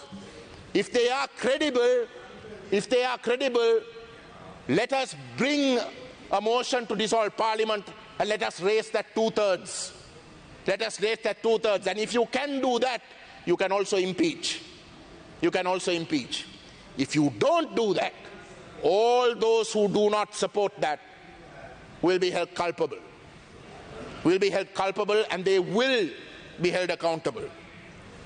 Honourable Presiding Member, today the people, in fact, the leader of the opposition this morning had tweeted that there has to be a system change. There has to be, and what I presume he meant by that is a radical change in the entirety of the system, because the system has failed. Well, the Tamil political parties seated in opposition have always been saying that, not just in this parliament, but every single parliament for the last 70 odd years, that this system that you have is not going to work because it is a system that is rejected by the citizenry, a part of the citizenry of this country. The Tamils have rejected this system. Increasingly, you will find the Muslims rejecting every one that the state, in the name of security or in the name of Sinhala Buddhism or in the name of what have you, whatever fancies the government of the day, will target as enemies. This system cannot protect. For various reasons, this system has failed. And if that system is to change, what is that change? The Honourable Opposition Leader, Sajith Premadasa, again, a couple of weeks ago, to the great disappointment to our party and to me as well, said that he's going to implement the 13th Amendment to the Constitution. What is the implementation of the 13th Amendment to the Constitution? How are you going to implement it? The 13th Amendment to the Constitution has been in force for the last 34 years. Are you going to do something that you have not done in the last 34 years? You can't implement so-called the 13th Amendment because it is within the unitary state structure. For as long as you remain within the unitary state structure, you cannot devolve power. That is, everyone knows that. The Supreme Court has ruled not once, over 30 times, upholding that principle. So you can't implement the 13th Amendment and be sincere to devolution. You have to change the system. And what is that change? You have to move away from the unitary constitution. Now I'm raising this issue, Honourable Presiding Member, in this debate with regards to the IMF and with regards to this political financial crisis for a reason. You see, for the first time, I have said this a number of times in this house, I see an opportunity for this reason, that the Sinhalese people today don't trust their own leaders. I don't say it as a boasting phenomenon, something that I feel happy about, but it is an important situation. They feel that their own leaders have destroyed their country. Today there is no war. In the last 13 years, when this country could have gone from strength to strength, you have not. You have in fact gone from pitfall to pitfall. And today you are bankrupt. So, for the first time when they are questioning their leaders and they are angry with their leaders for the decisions that they have taken, why I say there is a golden opportunity is this.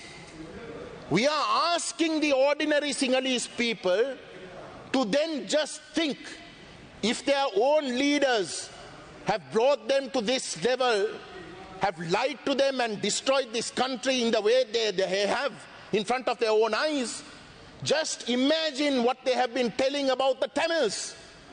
Just imagine what they have been telling about what the Tamils stand for. When we say we are for a federal state, these Sinhalese leaders, without batting an eyelid, continue to lie even today. Lie and say that federalism is separation. Ask those questions. Ask those questions, because those are the lies that have destroyed you. Today, this country is spending almost 19% on defense. 13% directly goes for military. 13% of your annual budget. And that is supposed to increase by 2% every year. That is the nature of the military that you have created. This is after the war. Military expenses at its highest, even more than during the war. And honorable presiding member, what you spend for health care and education is less than 10%. How can you justify that? Is this sustainable? But even today, despite the fact that this country's economy has been destroyed, and that you really have to go begging to people that you considered your enemies in the last, like India, even today, not a word is being spoken about the ridiculous way in which the military is being maintained and defense expenditure is being maintained. Why is that? These are the questions that the ordinary Sinhalese people must ask themselves. If they can be lied to in front of their own eyes in the way that they have been, just imagine the lies that these leaders have told about the Tamils, about what the Tamils are asking for. And if they don't ask that, if they don't ask those questions, and if they don't make the right decisions in that election that we say must happen, then nothing can save this country, honorable presiding member. And as far as I'm concerned, that will be the last chance. That will be the last chance.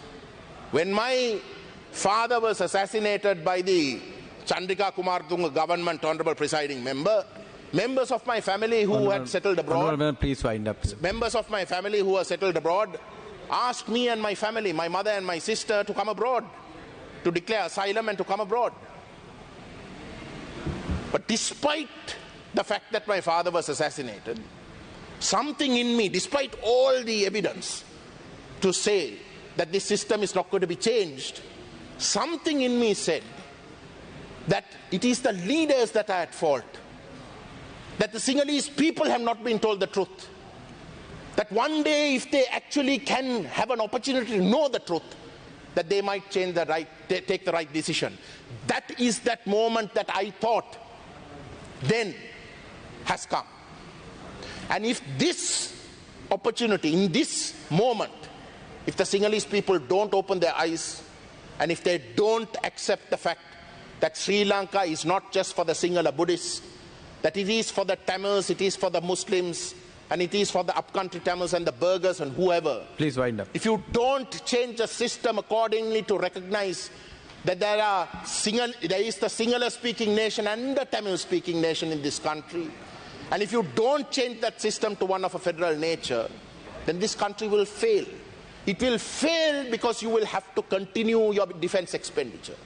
It will fail because a newer diaspora, a newer Tamil society, a more modern society will find modern ways of trying to undermine the state, because they consider the state as the entity that is against them, that is against their right. All this while we can say that it is the leaders. But today, when the Sinhalese people themselves, in front of their own eyes, have realized that they have been hoodwinked, they have been lied to, they have been defrauded by their own leaders, there is no way that they can now turn around and tell that the Tamils have not been wrong. If they are in fact going to turn around and say that the Tamils have not been wronged, then there is a racist agenda. And I sincerely hope, honorable presiding member, as an individual who was born and bred in Colombo in the south, as an individual who has some of my closest friends as being Sinhalese, Honourable Member, time is Buddhists, up. and Thank you. with whom I have a lot of closeness. I sincerely hope that last. විනාඩි 9ක කාලයක් තියෙනවා. Honorable Presiding Member, let me, at the outset, we are debating on the speech made by Honorable Ali Sabri regarding the current situation and also pertaining to his visit to the IMF.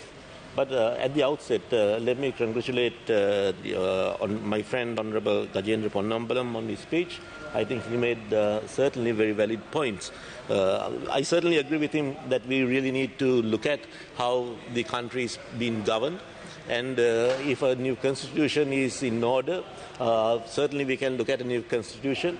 But I also do believe that we need to work within the framework of the existing constitution if we are to look at constitutional changes. But the core of his speech was on federalism.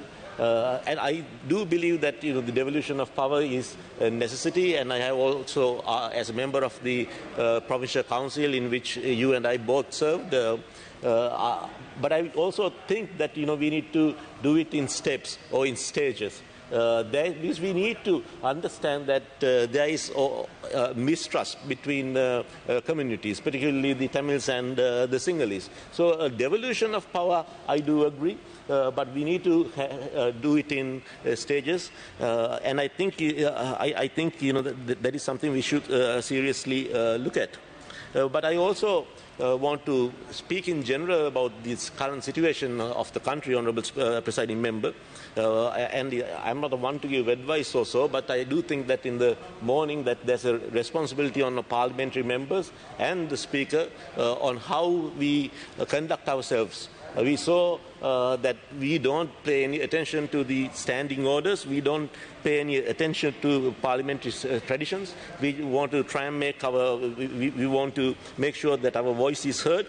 We don't pay any courtesy to other members who want to make sure that they are, who wants to express their views. So I certainly hope that this country at this juncture needs some discipline. That discipline will come from Parliament itself.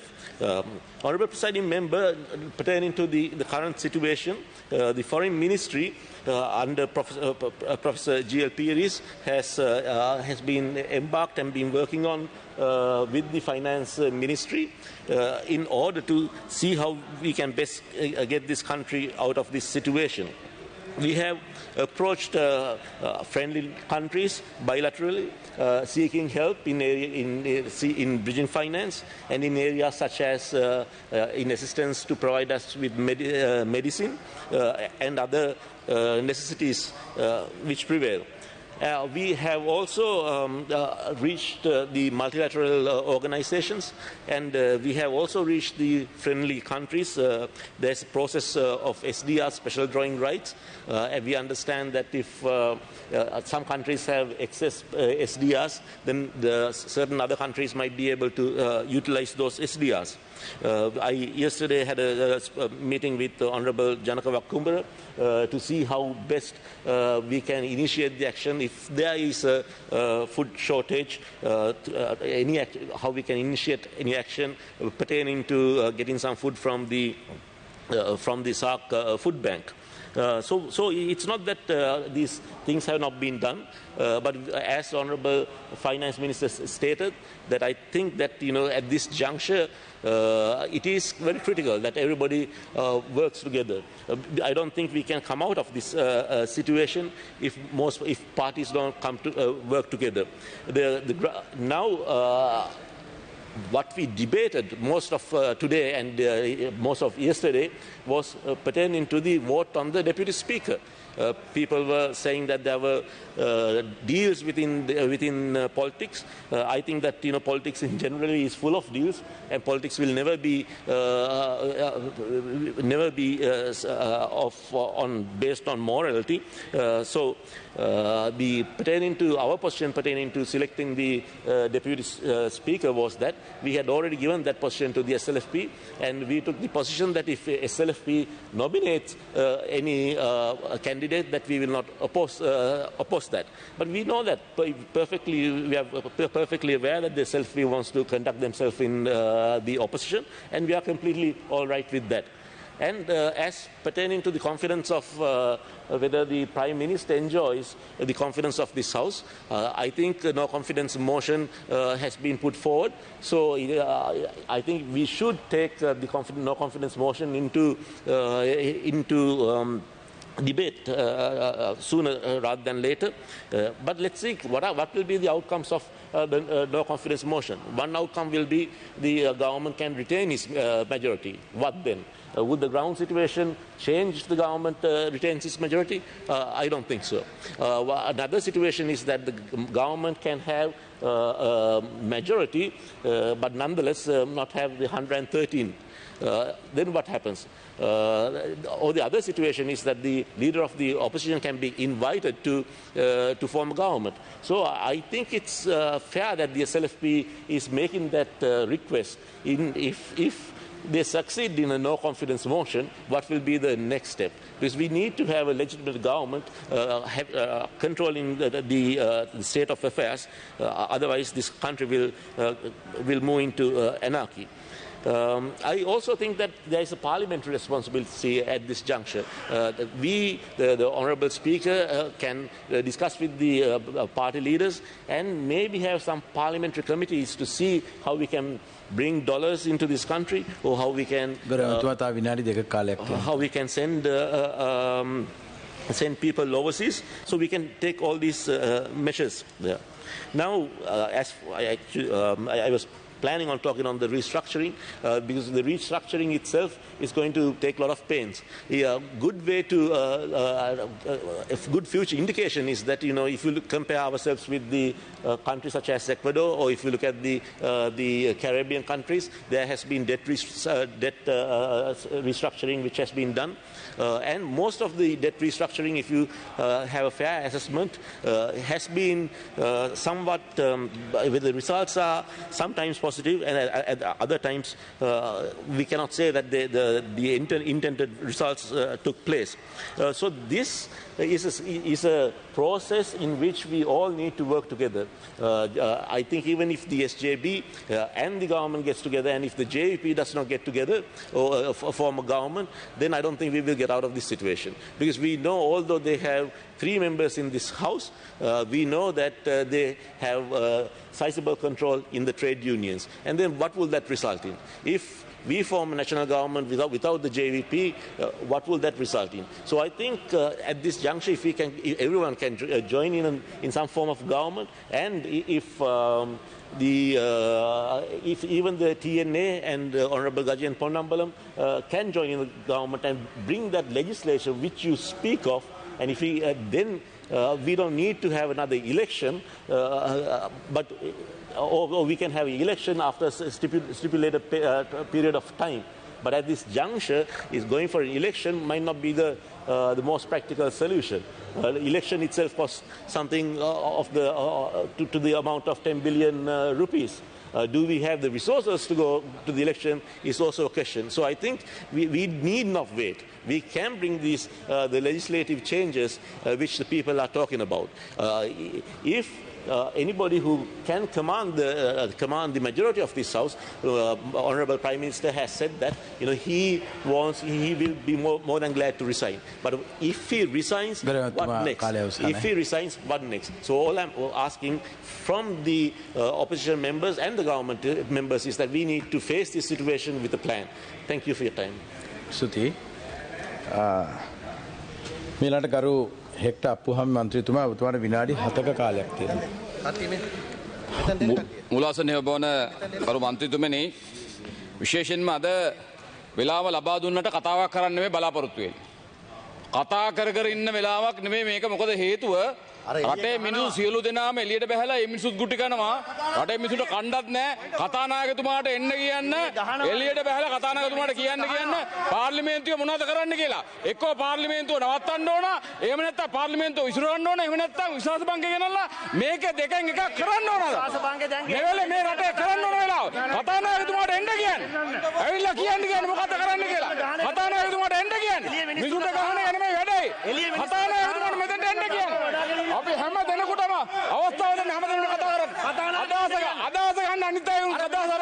මොකද කරන්න කියලා අනිත් අයට වෙලාව ආදෙන්න බෑ වෙලාව දෙන්න. වෙලාව දෙන්න කතා කරන්න කියලා. කතානායකට එන්න කියන්න. කාලේ දීලා මේ අනිත් අයට ඉඩ දෙන්න මේ බයිලා කතා කරගෙන ඉන්න බෑ පාර්ලිමේන්තුවේ. මේ බයිලා කියන වෙලාවක් නෙවෙයි. රටේ ප්‍රශ්න විසඳෙන්න ඕන. ඕ විසඳපන්ගේ. මොනවා විසඳන්නේ? පොයින්ට් ඔෆ් ඕර්ඩර් දෙන්න. දෙන්න පොයින්ට් ඔෆ් ඕර්ඩර් එතුමාට. මගේ වෙලාවෙන් දෙන්න. මගේ වෙලාවෙන් දෙන්න.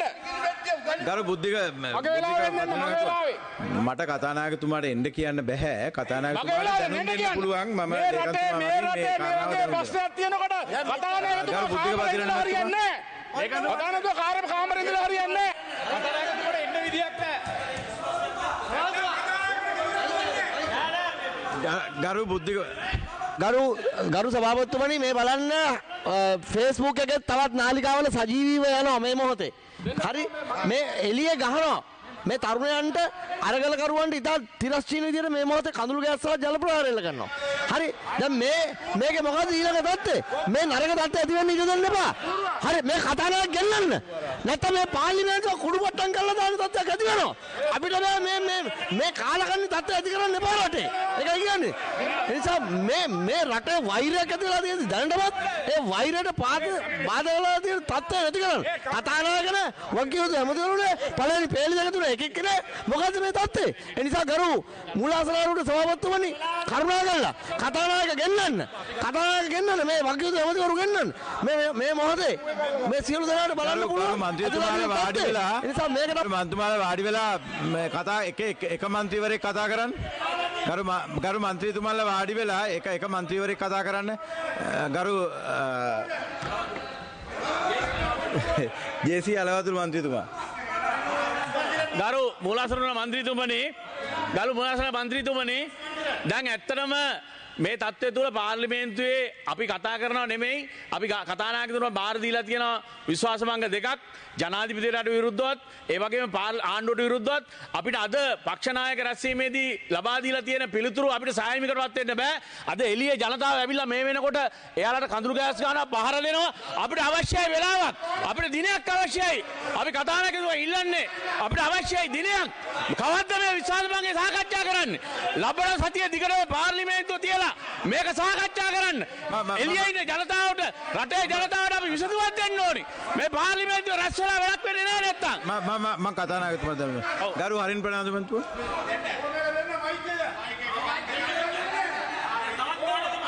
කියන්න හලෝ මේ ගරු සභාපතිතුමනි කරුණාකරලා කතානායකතුමා මෙතනට එන්නේ නැත්නම් අපි කතානායකතුමාව අද අඩස්සිය ඇතුලේ තියාගන්නවා. ඒ නිසා කරුණාකරලා මතක තියාගන්න කතානායකට ගෙදර යන්න දෙන්නේ නැහැ. කරුණාකරලා විශ්වාස භංගයට දවස දෙනකන් මිනිසුන් අපි ඇතුළට ගේනවා. මේ පාර්ලිමේන්තුව අඩෝ ඇවිල්ලා කියනවා මයික් එකේ කියනවා මෙන්න මුංගේ ෆොටෝ මේ බලන්න මුන් කතා කරන හැටි මෙච්චර රටේ මිනිසුන්ට ගානවා මුන් කැමතියකට කරු සභාපතිතුමනි කතානායකතුමා ගෙන්නන්න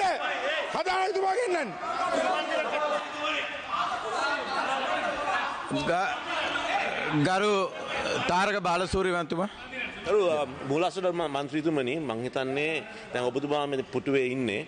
එතකොට ඔබතුමාට තීන්දුව ගන්න පුළුවන්. මොකද ඔය ඉම්පීච්මන්ට් එකක් කරන්න ඔය පුටුවේ ඉන්න කෙනෙක්ට තීන්දුව ගන්න පුළුවන්. ඉතින් මේ නාඩගම කරන එක නවත්තන්න. දැන් ඔබතුමාත් ඉන්නේ ඔය පක්ෂේ වෙන මේ එතුමාත් ඉන්නේ අර පක්ෂේ ගන්න. වෙන්න පාර්ලිමේන්තුව. හරි. වෙන්න ප්‍රජාතන්ත්‍රවාදය රකින්න විදිය. වෙන්න ප්‍රජාතන්ත්‍රවාදය. මෙන්න තක්කඩිකම. වයසක මිනිස්සුන්ට ගහන්න මේ හරේ ප්‍රාණමන්ත්‍රීතුමා. ඔබතුමාගේ තක්කඩිකම පෙන්නන්න. හොඳයි. දැන් මේ මිනිස්සුන්ට ගෙවුවා කියලා පාර්ලිමේන්තුව විනාඩි 10කට කල් තබනවා ඇති තියෙන තත්ත්වය හේතු කොටගෙන.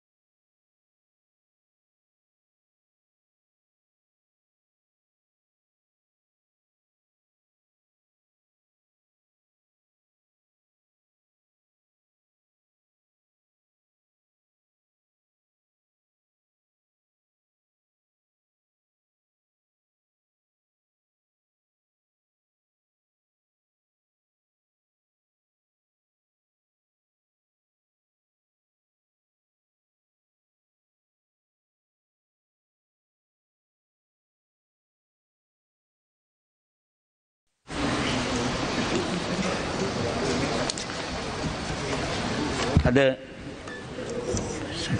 මොහොතකට කලින් ඇති වුණු මේ සිද්ධියේදී අපි කතා වුණු පරිදි ලබන සඳුදා පෙරවරු 10ට පක්ෂ නායක රැස්වීමක් අපි කැඳවලා තියෙනවා. ඒ රැස්වීමේදී අපි සාකච්ඡා කළා හැකිනම් ඒ සතියම තුල හෝ ඊළඟ සතියේ 17 වෙනිදා නොයරදීම අපි පාර්ලිමේන්තු සභාව රැස් වෙනවා. ඒ වගේම එළියේ සිදුවෙන සිදුවීම් ගැන අපි ඇත්ත වශයෙන්ම කනගාටුව පළ කරනවා. පොලිසියේ රාජකාරිය කරන්න ගිහිල්ලා පොලිස් නිලධාරීන්ට හෝ ඒ වගේම සාමකාමී උද්ඝෝෂණේ අපි උද්ඝෝෂකයන්ව තිල්ලා හිටනෝ සාමකාමීව මේ උද්ඝෝෂණය කරන්න ඒකේ අවුලක් නැහැ. මෙතෙක් කල් එහෙම කිසිම ප්‍රශ්නයක් ඇති වුණේ නැහැ. ඒ නිසා ඒ අනුව කරන්න අපි මේ එළියේ සිද්ධ වෙඩි ඇති සිද්ධිය සම්බන්ධයෙන් පොලිසියේ සම්පූර්ණ වාර්තාවක් අපි ලබන සතියේ පොලිස්පතිවරයාගෙන් කැඳවනවා. එතෙක් ඔබ සියලු දෙනාම ගැත් දැක් වූ උනන්දුවට මගේ ස්තුතිය පළ කරමින් පාර්ලිමේන්තුව මේ මාස 13 වෙනි දින පෙරවරු 10 දක්වා කල් තබනවා.